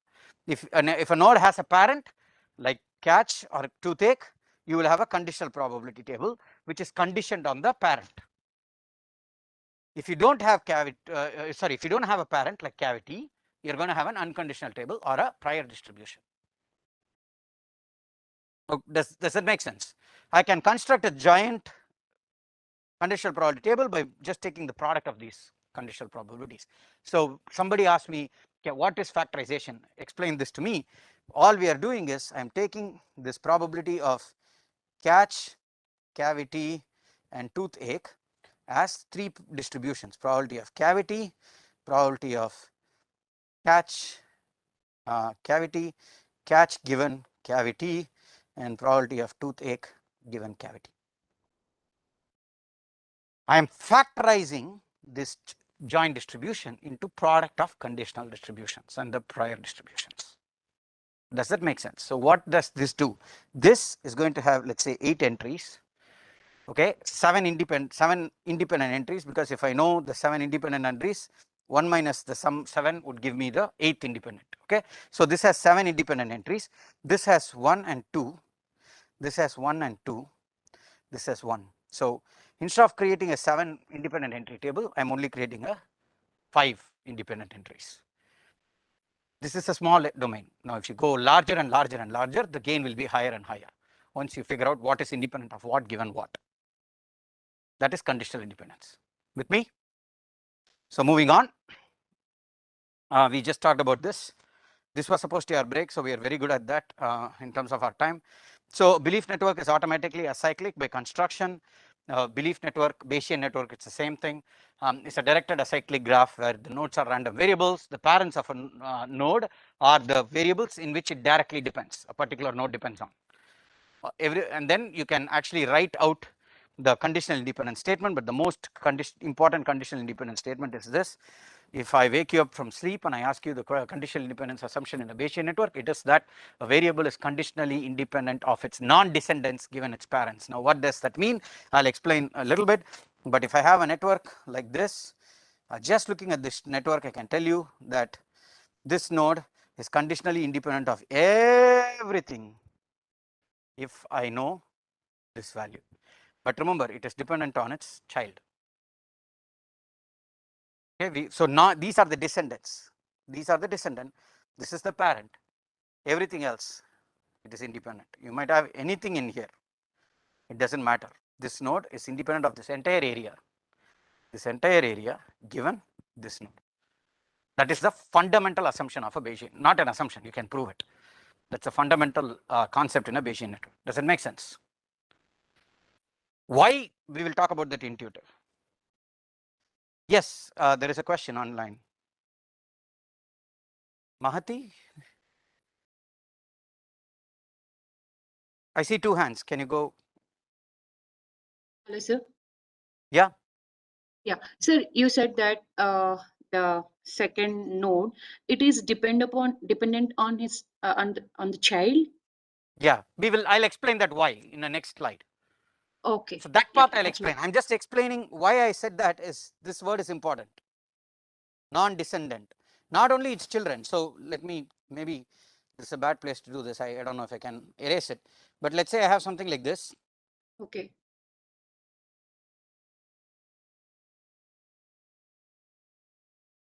You have a big network here. Okay. Okay. This particular node is independent of this entire area. Yeah, I Given got the it. parent. Yes. But you can't say that about the children, and we will explain why. Children, children's children, and so on. Okay. Whether Okay? so whether it is dependent or not dependent, we can't say. No, it is dependent. It is It is dependent. dependent. Okay. Why it is dependent? So I'll say that in the next slide. In the okay, next sir. couple of slides, maybe. Yeah. Okay, sir. Okay. Thank you, sir. There was another question.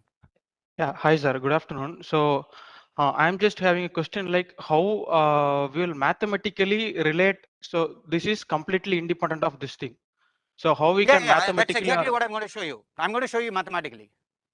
Okay, You can okay. write out the probabilities. It goes back to this rule. Right here. The chain rule Okay. is what we are going to break down and write it out.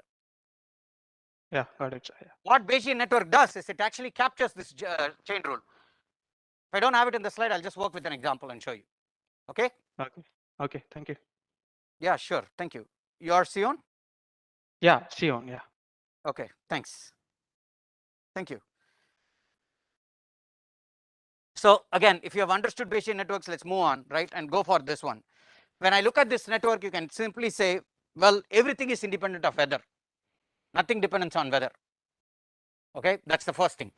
What else can you say? You can basically say toothache and catch are independent of each other given cavity. They are conditionally independent of each other given cavity. Those are the two things you can say in this network. Yes? This is the classic example. Maybe here I could do this. Okay. So let's do this because you asked me this question, Sion. Let's do this. I just don't like the fact that I need to write cavity and catch. So I'm going to use V for this to represent cavity. Okay. And maybe T. I'm just picking the third letter to represent. No, T is for toothache. I don't know. Let me do H here and Y here. This is the last letter, cavity. And I'll do toothache and weather. Okay, so those are your four things. So what you have is a joint distribution, probability of weather, cavity, toothache, and catch. Okay. Now the chain rule of probability tells me I can write this as probability of weather times probability of cavity given weather times probability of toothache given cavity, given cavity and weather, probability of catch given toothache, cavity and weather. Yes, that's the chain rule of probability. Let's go one more round. We now know, the domain knowledge tells me that everything is independent of weather. Whether it doesn't matter. So I can write this out as P of W times P of Y times P of T given C and P of H given T and C. What C?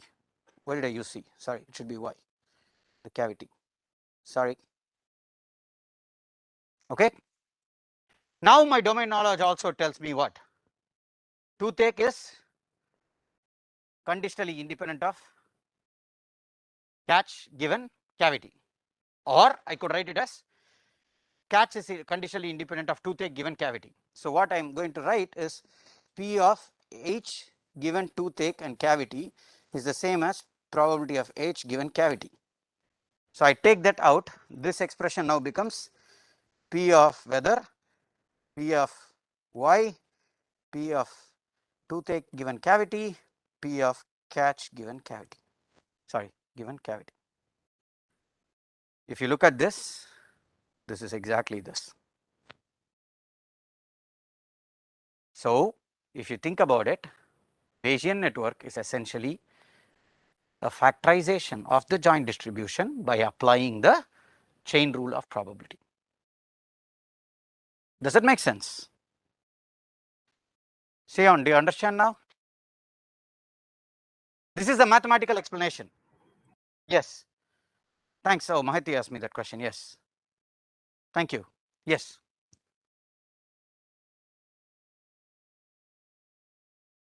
Yeah, we have selected a particular order. Great. We need the order. We'll get down to that in the end. The order is important. Yes. Because I can get the same joint distribution in multiple ways.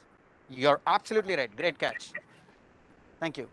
Yeah, there is a question from Dripto. Yes, sir. I have a slight doubt that if we have a long graph, then for a particular leaf or for a particular node, can I say that given the exact immediate node before it, it is independent of all other nodes? All other nodes except the nodes below it. Okay. The So, non-descendants is important. That's where this is important, right? So this is a very big graph. This particular node is independent of all the nodes that are not its children or children's children and so on, descendants, given the parent. okay. Now, what But if this could be anything, a very big node, right? And actually some of these might be parent of something here too, but I don't care. okay? So As now, long as it's not a direct descendant, it's okay. okay. I'll tell you, Dripto, I'll tell you how to identify this. Give me 5 minutes. Okay, I'll okay, tell you sure, how to identify this. sure, sir. Okay, then you ask me the question because I'll tell you how to identify this next. But let's start. First, let's start with a simple example. Again, Idiapol's famous alarm example. I'm at work. There are two neighbors, John and Mary. Okay, John is calling to tell me that alarm is ringing, but my neighbor doesn't call. Sometimes it's set off by earthquakes. Sometimes it's set off by burglary. Question is there a burglar? So if you think about it, the problem, there are 5 variables: burglary, earthquake, alarm, John calls, and Mary calls. Okay, the network topology in some sense in this example reflects the causal knowledge. So a burglar can set an alarm off. Okay, earthquake can set an alarm off. Alarm can cause Mary to call, and alarm can cause John to call. This is my domain knowledge. So tell me, we have 5 variables: burglary, earthquake, alarm, John calls, or Mary calls. So which is the parent of which? Come on, draw this with me. Take the first one. Take this one. What will be the arrow?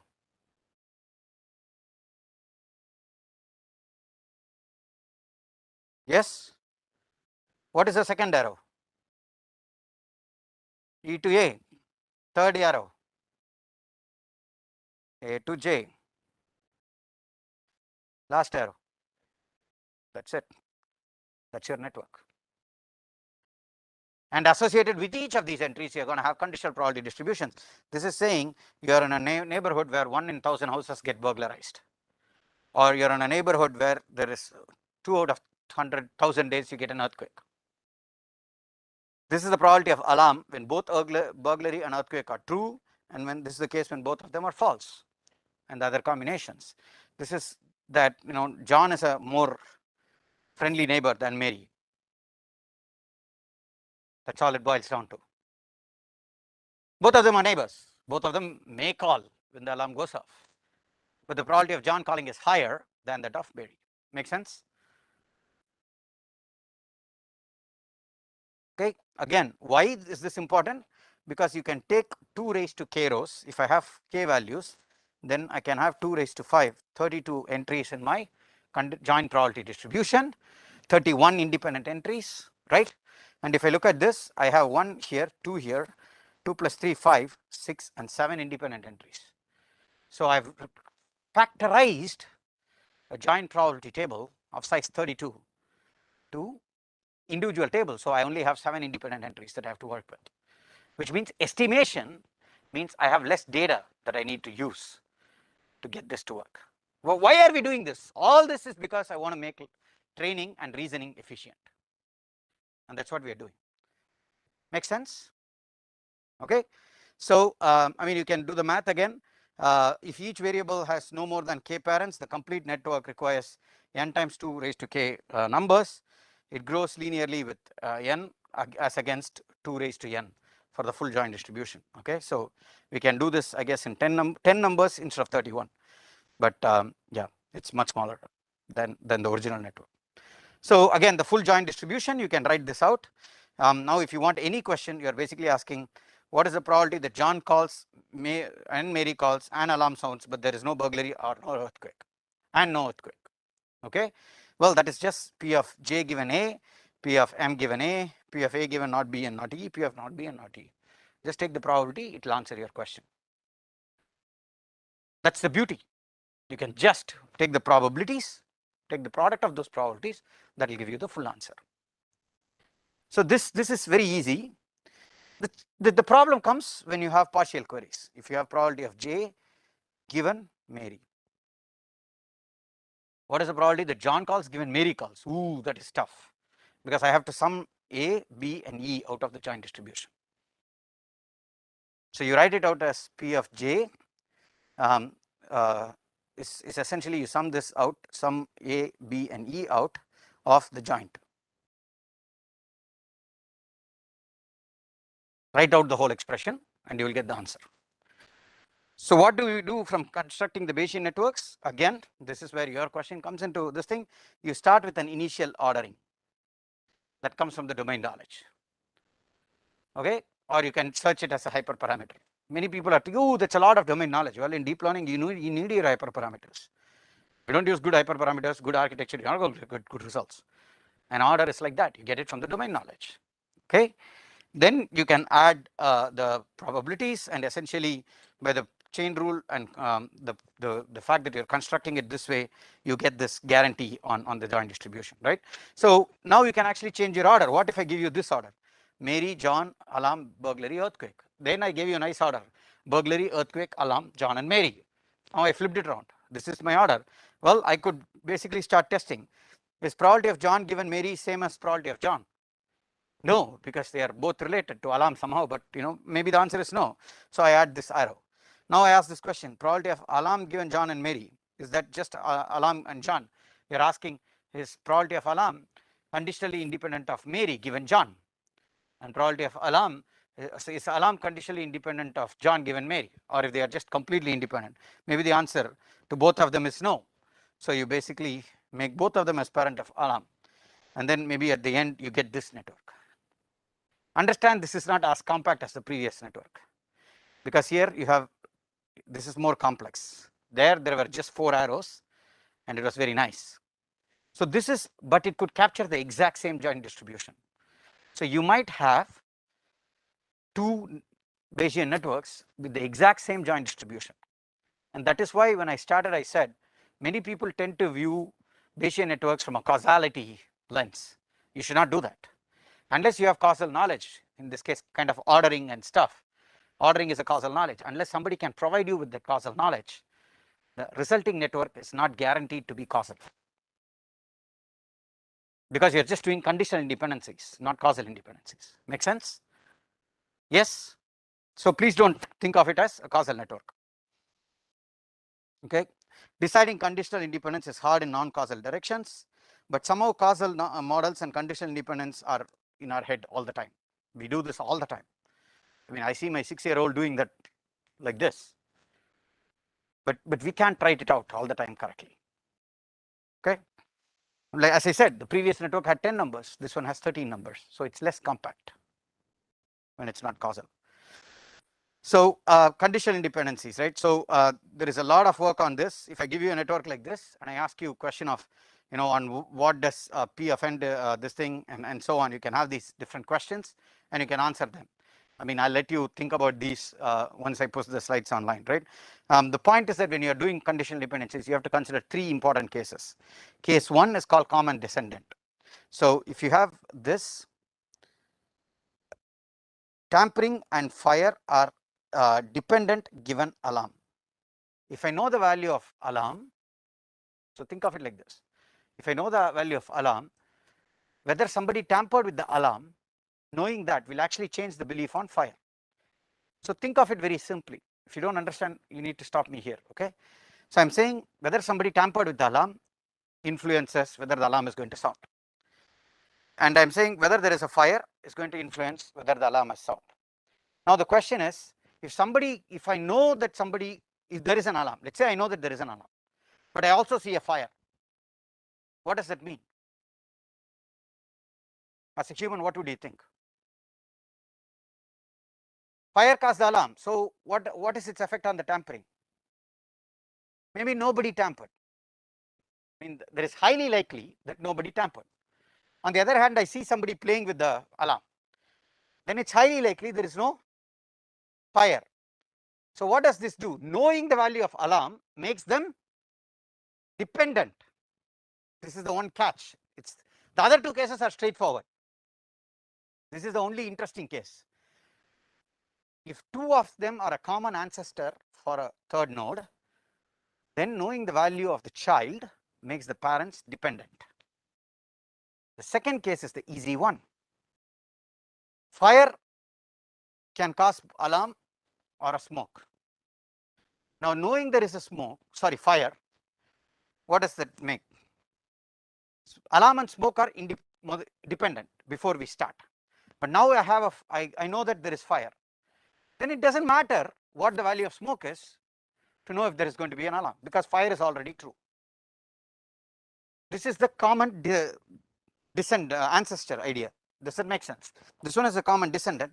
This is the flipped rule. Here, alarm and smoke are independent if I know the value of fire. The other way to think about it is, if I know the value of the fire, knowing anything about smoke is not going to change my belief on the alarm, or the vice versa, because I already know the conditional probability of alarm given fire. Make sense? The third one is the more easy one, which is the chain. If I know something in the chain in between, the other two are independent. So if I know that somebody is leaving the house or leaving the area, and then knowing whether the alarm is sounded or not might not affect what the report is saying, like what the news report is saying. Make sense?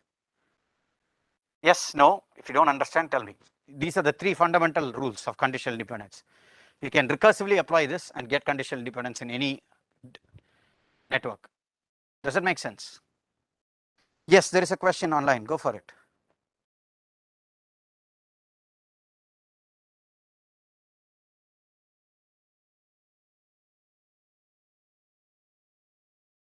Is there a question, Mahati? I can't see everyone. Sir, yeah. Yeah. Sir, can you please explain this common assignment and descendant one more time? So this is common descendant is saying that if I know that alarm is true, Okay. then knowing whether tampering will affect my judgment on fire, because On there are fire. two causes. So think of it like this: forget fire and alarm. Let's think of diseases. Let's say two diseases two diseases will cause the same symptom. You can get the same symptom from two diseases. Now, if I know that there is a disease, there is a symptom. Let's say that let's say that flu causes cough. COVID causes cough. Okay. So both COVID and flu are the parent of cough. Now I have seen somebody cough. If I see somebody cough, and let's say the flu test returns positive. Okay. What does that mean? So that means it's a COVID. Negative, because flu test is positive. Okay, flu. Okay. And most likely it's COVID negative. Of course, somebody could have both. That's how it mutates, right? But most likely it's not COVID, right? That's how a doctor treats. So this is the common descendant. If I know the value of the descendant, then one parent is not independent of the other. The common ancestor is the other way. COVID causes, let's say, cough and fever. Now, if I know that you have COVID, doesn't matter whether you have cough. My belief on fever is going to be the same. Okay. That's the common ancestor. Okay. Now this is saying, again, we'll do this. COVID causes diabetes, which could cause heart attack. Okay. Basically, knowing whether somebody has diabetes is Okay. enough. Doesn't matter about COVID to heart attack. Oh, okay. COVID is independent of heart attack given diabetes. Alarm is independent of report given leaving. That's what it boils down to. Does that make sense? Yes, sir. Okay, thanks. Thank you, sir. So what we can do, I'm going to somehow shorten this. It's a little bit distracting here. How do I do it?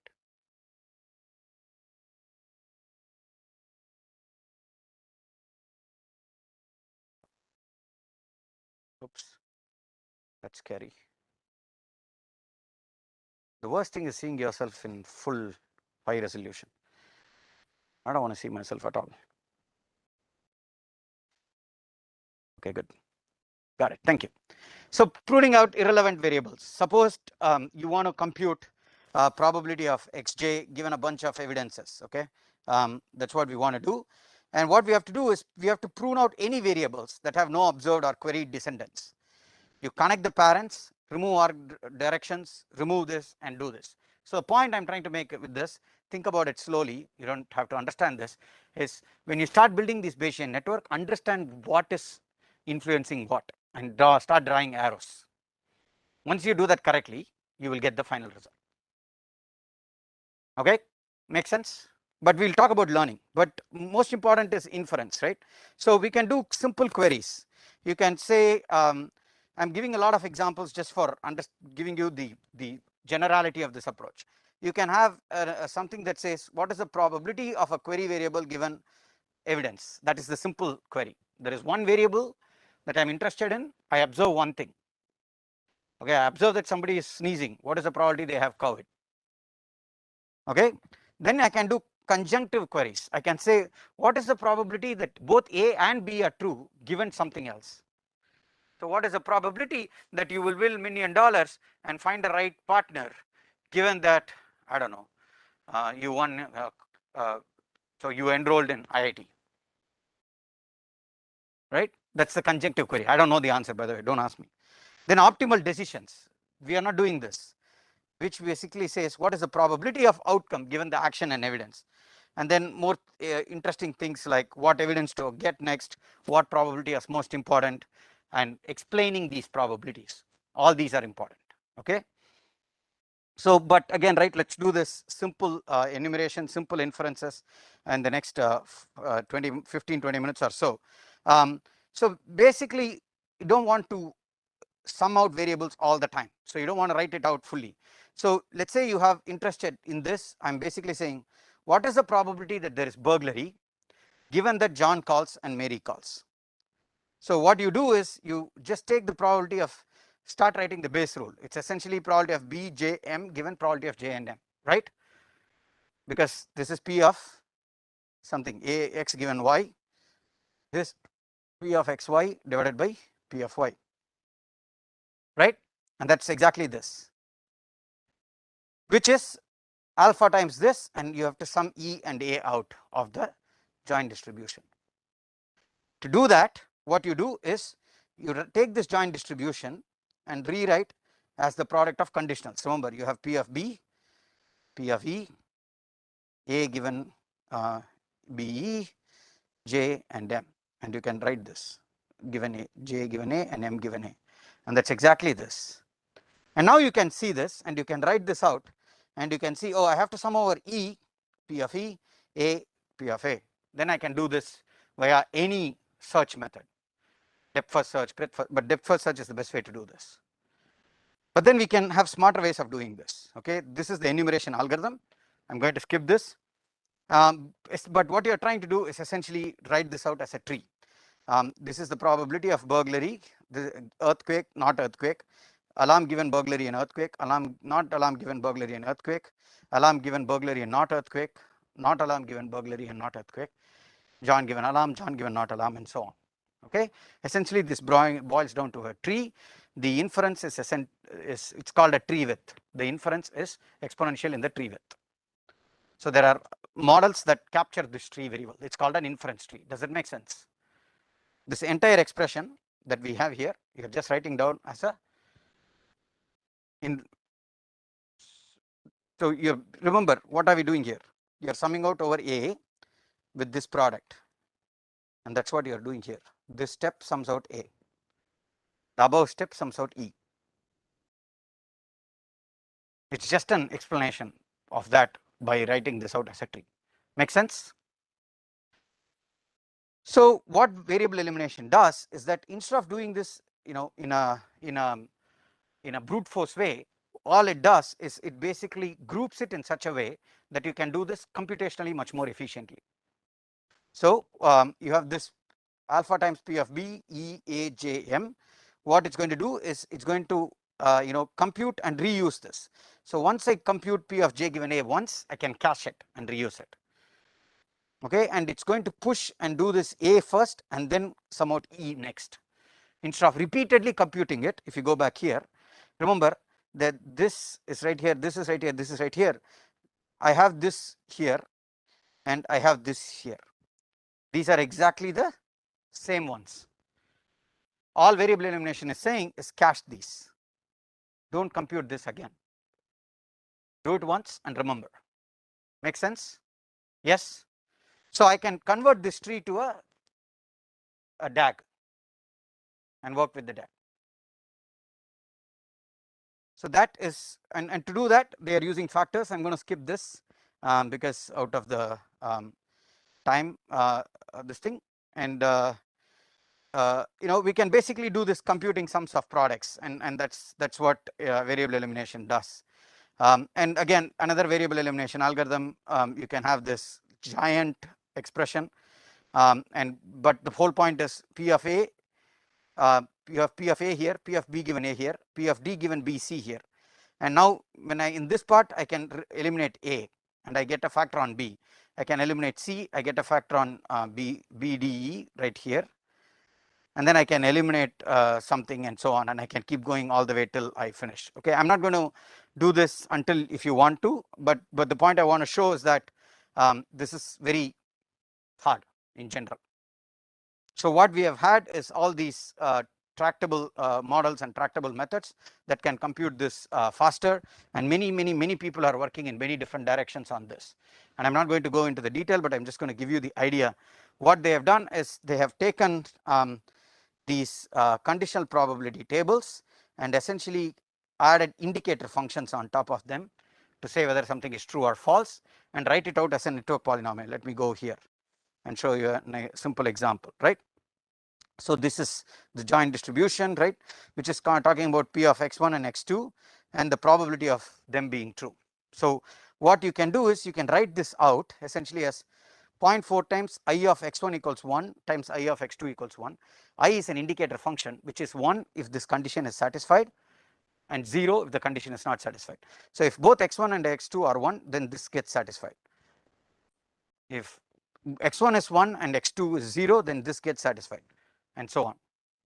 So you can write this out. This is called a network polynomial. You can write it out as a polynomial by taking the probabilities with the indicator functions. Okay, and now if you look at this, it's essentially this thing x1, x2, x1 bar, x2 bar, and so on, right? You can write this out, and if you want to compute P of x1 equals 1, then you basically say find the indicator function in which it is true and add them up. Make sense? It's very simple.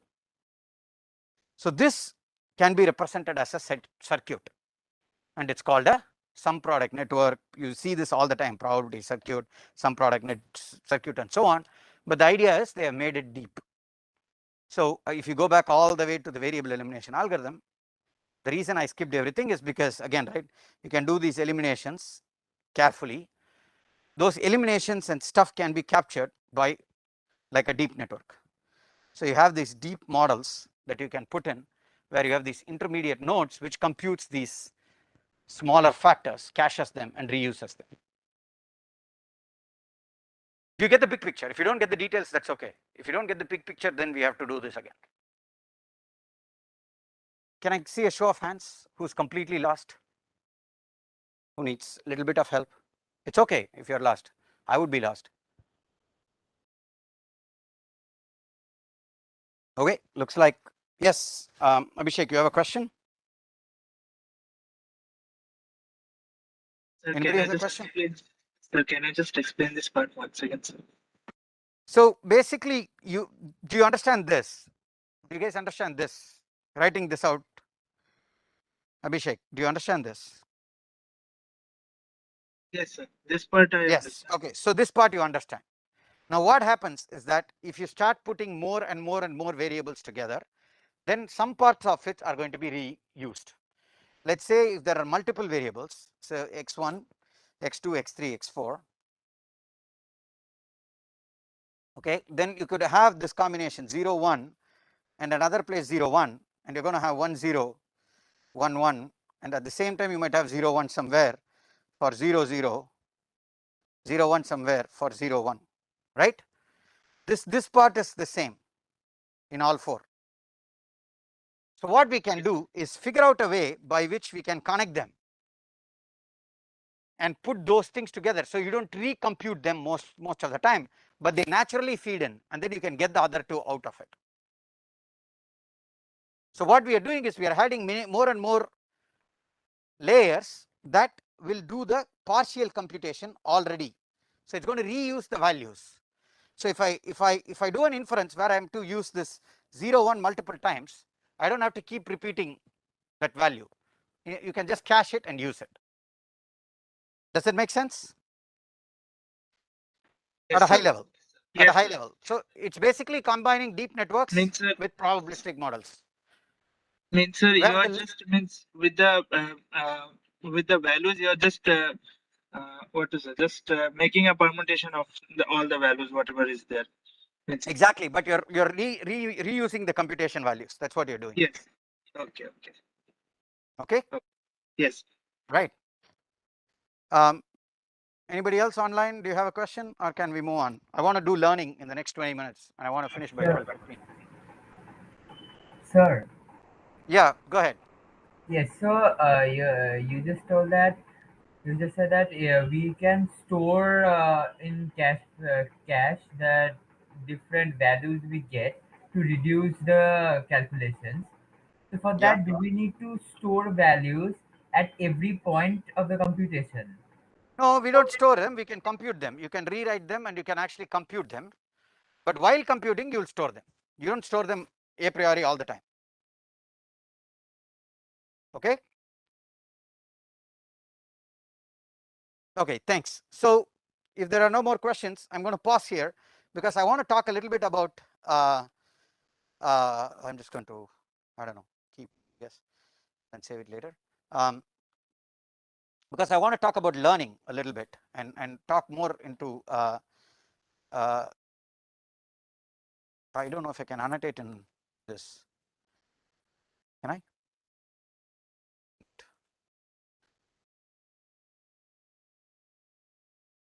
One second. This will annotate. I know that. So can you see my slide? Can you see the? Well, I think it's coming up. Right? Okay, great. So I just want to talk about how to do learning. Okay, because learning is extremely important. So let's just quickly jump into learning and talk about learning here. Learning has two problems, right? First is that I know the structure of the Bayesian network, which means I know what are the how do I do this? Okay, so I know the network structure, but the parameters, which are what are the parameters? The conditional probability tables. They are not known. The ordering is a function of the network structure. I mean, the network structure is a function of the order in some sense, but the conditional probability tables, right? The unconditional probability table here, A and B and C, they are the ones you are estimating. So that's the easy part. This is called parameter learning. This is called structure learning, where I don't know the structure. So in a deep network sense, you know the architecture. What is the parameter learning then? The weights. But if you develop an algorithm which searches through the space of architectures, how will it be? Pretty awesome, right? But your computer will get burnt. But it will be pretty awesome. But in Bayesian networks, we can do that. We can search through the space of structures as well. And that's what I'm going to talk about. So parameter estimation, right? Parameter estimation is kind of pretty easy, right? And in simple cases, it's essentially what is called as maximum likelihood. Let's do a very simple example. Let's say there are let's, unfortunately, I'm using a lot of COVID examples, but let's just go with that. I see that, I have a population of, let's say, 100 patients who have had COVID. And among those 100 patients, 60 of them have cough.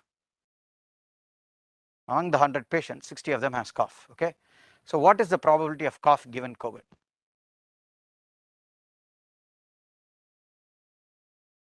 Who said that? Somebody said that. 0.6. Why?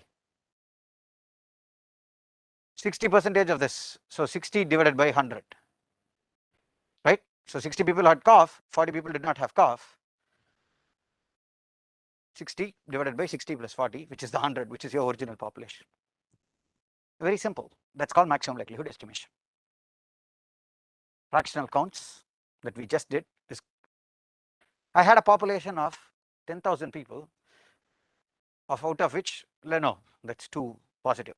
I had a population of 1,000 people, out of which 100 people had COVID. What is the probability of COVID? 0.1. That's your unconditional or prior probability of COVID. And then you have the conditional probability of cough given COVID as 0.6. Sorry, by the way, that's 0.6. So what do? You counted the number of people who had COVID divided by the total population. That's the maximum likelihood estimate for that table. This is the maximum likelihood. It's very easy, isn't it? If I give you the entire data set, it's very easy. Except sometimes you have to do a correction, a Laplacian correction. Because it could be that nobody has something in my training set, but in my test set, somebody could have something. Right? I don't know, some blood clots when they had COVID. Maybe the initial population did not get it, but then the later test set had it. So you don't want it to be 0. So you instead add a small non-zero probability. Remember, when you are doing probabilistic models, never have zeros and ones. If you have something close to 1, make it 0.99 somehow. That will give you that flexibility, because zeros and ones, there is not just the probability that you will be sued, but it is also that when you sometimes do, you can have a divide by 0 error, and you don't want that. So try, and it's called Laplacian correction. And there are other ways, but the most important problem is when you have this. When I have a complete data set, estimation is very easy, because I'm just going to do the fractional counts. But if I don't have a complete data set, then I have to do expectation maximization, and I'll talk about it in next few things. Okay. So statistical inference, this is where statistical inference comes in, is the process of using data to infer the distribution that generated the data. So if I have n variables drawn from a distribution f, the question is, how do we get f? Okay. So you do that simply by a parameter model, right? So there are 2 ways to do this. The frequentist approach is what we will do, and I'm going to just go for this. And we are basically doing what is the best guess of the parameter. That's why it's called as a point estimate. Okay, you are basically guessing the best parameter possible. Like in this case, the best parameter possible of probability of cough given COVID is 0.6. That's a point estimate. You're estimating a single value, and that's your best guess of what that value is going to be. Right? But the thing is that, note that we don't know the true parameter. We don't know what theta is, the true parameter. But what we have is a small restricted data set. You have so you're estimating a theta hat, which is 0.6. The true probability may not be 0.6. The true probability may be 0.63 or 0.646763. We have 100 billion people. The value could change. On the other hand, what we are estimating is the best guess given our data set. Make sense? That's why it's called a point estimate. Okay, so point estimate is very simple, right? In some sense, if I have n different variables, n different data points that I'm taking from the same distribution, then a point estimator is simply a function. Theta hat is some function of g, and the bias is the expected value of that theta hat minus the original theta. And we don't know the original theta in many cases, so you assume that your bias is 0. Okay, it's an unbiased estimator if the bias is 0, but we don't know the bias in many cases. Make sense? So when we do maximum likelihood, we'll just go quickly because I don't want to waste a lot of this. I just talked about maximum likelihood, right? But what we do is we try to write the likelihood as essentially the probability of the current example and sum over all, sorry, product of that over all the examples, which is the probability of your entire data set. Okay, what is the probability of one example? What is the probability of the second example? Take all the probabilities, multiply that, that is your entire likelihood. Then you take the logarithm of it. Why do we do it? Does anybody have any intuition? Why do we like logs? Well, you get a sum, that's one, but there is another reason why log is justified. What type of function is log? Does anybody know? One at a time. Convex, sure, but there is another property of the, as x increases, log x increases. Do you know what that is called? Monotonic. Log is monotonic. So when you say, the whole point is the optimal value of x, if I just take it from this function right here, whatever optimal value of theta I get would be exactly the same if I take the log of it and then find the optimal value there. So the global optimum in both cases will be the same. And we like log because you can do, instead of doing the product of the probabilities, you can do the sum of the logs. So doing that, essentially it's saying that maximizing the log likelihood leads to the same as maximizing the likelihood, and hence we do this all the time, right? But I always say when you direct a movie, I will never be able to direct a movie because I break the suspense in the first slide. We just did the example of maximum likelihood estimation before we saw what point estimate is, what log likelihood is, and so on, right? So MLE for Bayesian network is simply finding the MLE for each conditional probability distribution separately. We did COVID, causes cough, causes fever. What else? I don't know. Fatigue, tiredness, right? And if I want to estimate these parameters, all I need to do is do the fractional counts. Count the number of people who are really tired, given that they had COVID, divided by number of people who are tired, given that they have COVID, and number of people who are not tired, given they have COVID. That gives you that conditional distribution, like you just did. Make sense? Very easy to estimate. Right? So again, right? So if I have a table like this is my data set. A takes 3 values, B has 1 value, this thing. Now I want probability of A equals 1 given B equals 1 and C equals 1. B equals 1 and C equals 1, there are 4 values. And A has 2 times that value of 1. So this is 2 by 4, which is half. Make sense? Very simple. MLE here is very, very simple. The cool thing is, this is assuming that entire table is known. Now what if this value is not known? Let's say this value, I don't know the value. What do you do?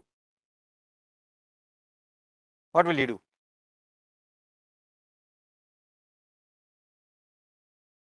What will you do? Use what? How will you use that variable? How will you come up with that? Sir, we can Imputation. take How do an you average. Sir, we You can take an the average. You can take the average, so that's called imputation. So you can take the average of these 3 and put that value here. You can also impute by counting the maximum number of values and putting that here. Sorry? Median, mode, average, mean. You could do all 3 and compute the parameters for each of them and take their average, all these crazy things. The other simple way to do it is remove the row. The problem is that in the medical data sets that I work with, if I remove the row, I give up half the data because half of my data will be empty. I like the idea of removing though. I mean, that's the Google way of thinking. Yeah, you don't get a good annotation, drop that picture because they own all our pictures, they can do it. I have 100 data points. If I drop people from that data, then my estimation is going to go completely skewed. So what can we do?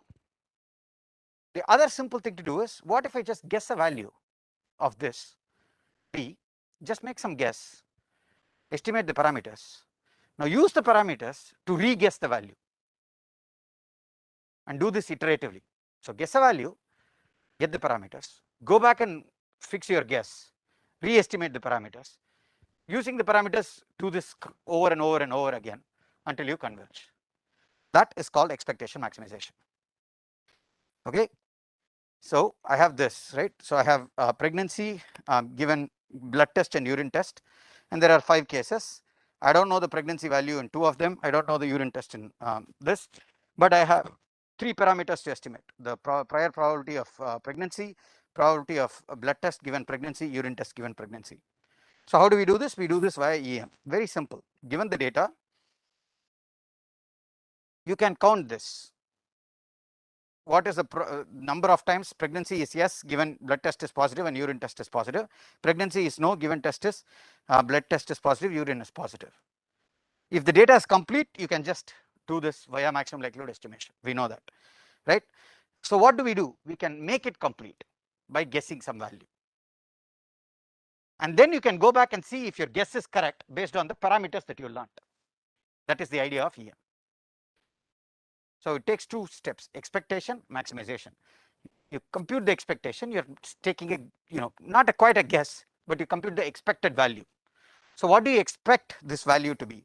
What do you expect this value to be? What do you expect this value to be, this value to be, this value to be? Fill the table. Now do your maximum likelihood estimation, which is basically fractional counts. We know that. Let's do the fractional counts. Once you compute the fractional counts, go back and see what these expectations should look like. If you can fix them, fix them. If you fix them, definitely the MLE will change. When the MLE changes, go back and update your conditional tables, and then go back and fix your thing again, your missing values again. Keep going until what is the convergence? The expectations don't change. Make sense? So that's it. So what we can do is you can compute the expected counts at each step. Use that expected counts to do your MLE. Now use that MLE to go back and recompute the expected counts and keep going so far. Okay, I think I have I had an example somewhere, but it's very easy to compute. Okay, tomorrow maybe I'll show you an example of EM before I continue. Okay, with me so far, at least at a high level, what an EM is. So if tomorrow I ask you what an EM is, you know what it is, at least at a high level. Yes.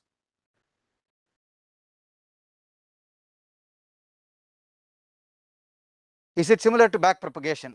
It's just iterative, like backpropagation in some sense. I mean, these are all iterative algorithms, so they are all, they are similar in some sense, but they are, they have their own specific properties. But it's kind of like backpropagation because you give the value back and you do this iteratively. Yeah. So there is an analogy there. Yes. Okay. So moving on. Remember, so far what we did was I knew the network structure. So if I go here to this example, this is known. Okay. Now the last most interesting case is, what if I only give you this and I don't know this? This is unknown. Okay, so that is called structure learning. That's the hardest problem in graphical models. There are many ways of doing that: constraint based, score based, and Bayesian model averaging. I think I'm just going to only look at score based because that's an easy thing to do. Okay, so very simple, right? So if I just say search for this network that has the highest score, turns out that problem is not easy to solve. It's real life. It sucks. Nothing is easy. Everything is difficult, right? So doing that highest score search is not going to be easy. So what should we do? We got to resort to some local search. Hill climbing is the way to do this. So we have to define the state of the state space of your search. You have to define a scoring function to score the structure, and then finally you have to define how the search procedure will continue. Okay, so we're going to do that. So initially, how can we decide this? Start with some initial state. It can be a disconnected graph or a randomly generated graph. In some cases, going back to the order, you know the order, right? You guys both talked about order. Order is important. Somebody might give you an order, construct the network based on that order. So that's your initial search space. And then you have to figure out what is the operator that I can do. In Bayesian network, there are 3 operators. First operator is introducing an edge between 2 nodes. Second operator is removing a edge between 2 nodes that is already existing. Third operator is reversing the arrow. So A is the parent of B, maybe now I make B the parent of A and score it and see which one gets a high score. Okay, but the most important thing is at every point of executing an operator, you have to check if there is a cycle in your DAG. Remember, it should not be a DAG. Sorry, it should not be cyclic. It should be a DAG. So you have to check for cycles when you do this. And that problem, again, cycle detection is not easy. So you have to resort to some local ways of doing it. Okay, now there are different kinds of scoring functions. So if I say what is one structure worth versus another structure, many scoring functions, but let's assume that you have a scoring function for now. Then what do? Let's say if I know how to score 2 structures, then the search procedure is greedy. So you make one change, see if that change makes your network score, allows your network to score better than the previous score. If your score is better, keep that network. Otherwise, go back to your old network and make another change. So let's say I add an edge and then I score it and then I see, is my score improving? If the score is improved, keep that edge. Otherwise, drop that edge. Move to something else. Delete an edge and so on. Make sense? It's simple search. And so now you can talk about what are the likelihood scores. Well, one simple score could be, why not just compute the likelihood? Essentially, take the probability of each example, do it over all the data set, and maximize that likelihood. Do you see a problem?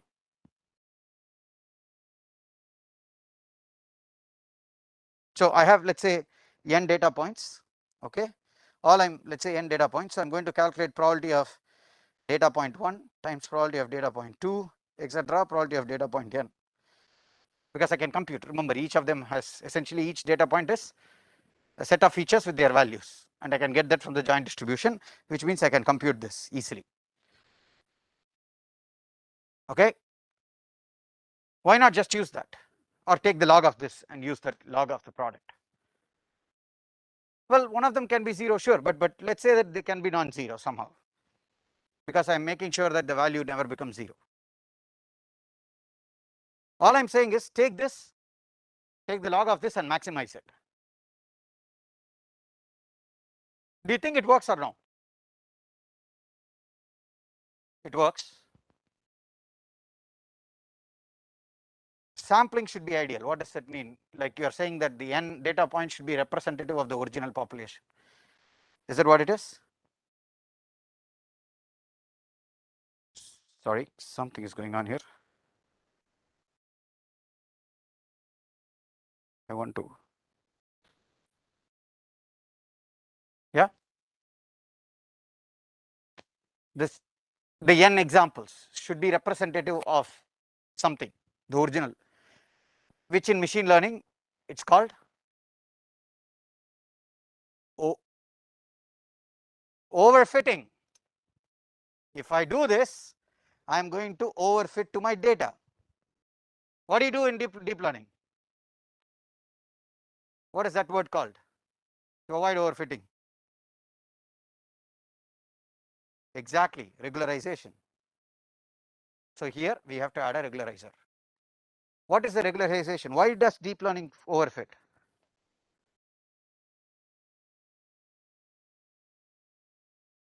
Too many parameters, all called as model complexity. So in Bayesian networks, you can also compute this. What are the parameters of the Bayesian network? The number of entries in the conditional probability table. So I can sum that out and I can have the number of entries, use that number and somehow use that number as a regularization. So that if you have the most complex network, Remember, the most complex network will fit the data best, but it will not generalize. So to generalize the data, you want to make sure that you regularize it accordingly. Okay, so that's what happens. So what we can do is you can compute the log likelihood essentially as going through every example of every parent of every variable and go through that, and then you can have another again, right, as I said, you can easily overfit if you just attain the compute the maximum. So what we do is we do what is called as minimum description length, or MDL. Essentially it's a model that minimizes the length of encoding and the length of encoding of the model and the length of encoding of the data given the model. So this is my data, this is my model complexity. So you need some model complexity to regularize the data. So it's a model penalty. So you don't want to learn overly complex models for the same data, right? So what beautiful example of this is this idea of Bayesian information criterion, where I have this is the log likelihood of the data, which I just showed you how to compute, minus this is the log of the number of entries times the dimension of the tables. So what's the total number of tables times the number of arcs. That can be your BIC score. You can change this to do an AIC score. There are other BDE scores and so on. Yes, but remember this has two terms. One is the data term, one is the model complexity. And people have done a lot of work on this combination. But generally it follows this form. It's the log likelihood minus a model complexity. Higher your model complex, higher is the complexity of the model, higher is the penalty that you are going to impose on the score. So you want to learn, in some sense, the least complex model that achieves the highest log likelihood. As always, it's not possible. So your search is a local search that you can get to. Does that make sense? I'm not going to go into the others, but I just want to just finish with this idea that, you know, sometimes we also start with some prior network structure. Again, this comes from a domain knowledge. If you're ever building a Bayesian network for a real problem, sit down. I always sit down with my domain expert, who's most of the time a doctor that I work with. That's my research area, is using machine learning for healthcare. I talk to them. I'll tell me whatever you know about this problem. That gives me an ordering. It gives me a structure prior. It also gives me a parametric prior. I use that prior, then only I build my model. So today what we have done is really taught the fundamentals of probability, models and everything, but here we are using IID data. So tomorrow I'm going to shift gears and go for relational databases. Okay, thank you for bearing with me. So we'll see you tomorrow at 9:30. Okay, thanks. If there are no questions online, I think we are done. Okay, thank you.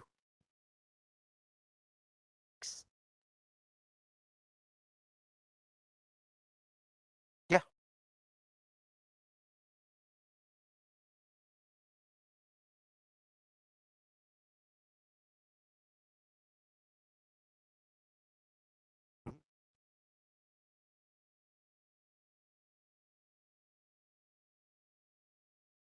So the general, see that I don't think I call it a generalized model. It's still a model for a task. So you will look, whatever you are saying is still overfitting. If I change the image, you're not going to get the same result.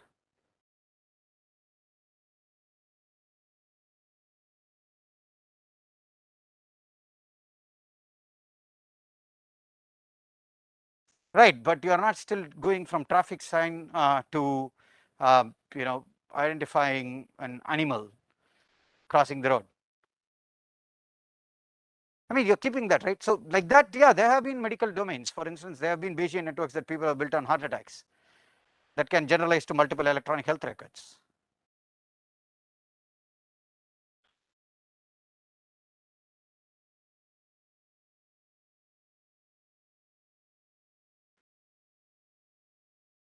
Yeah, you can do that in Bayesian networks, as I'm saying. You can learn a Bayesian network on one electronic health record and then transfer it to another electronic health record in a different country.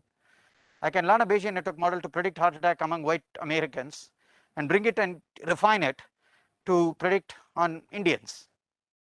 And you can start with the same Bayesian network and you make local changes, which basically what you do in transfer learning. You're basically making local changes in your weight space. Typically, you're keeping the architecture the same. You're fixing your parameters. Here you may change the architecture too a little bit because it's much more expressive than it's much more, I don't know, it's not expressive really, it's much more intuitive than a deep network. So does that eliminate like a huge need of like an architecture search instead of a parameter? Yeah, I mean sometimes you got to do this over the architecture, right? I mean if I have a initial model, good initial model, then I don't have to search over entire space of architectures. Okay. I just make local changes. But that's not always the case. That is where the problem is. Very good question. Thank you.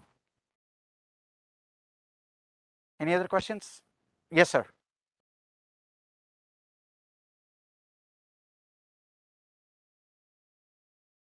Yeah. I just wanted to know whether it is being done at the later stages also. No, yeah. It's done every step. Because their knowledge is very important. Extremely important.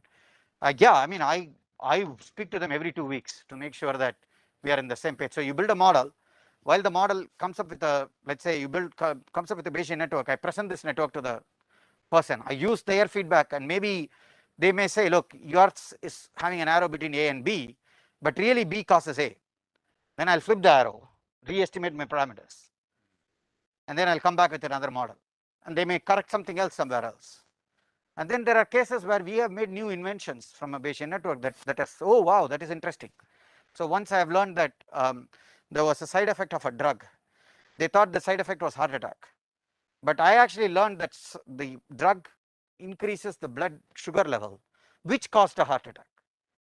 And that was very interesting for them because they were thinking always that heart attack was all they saw.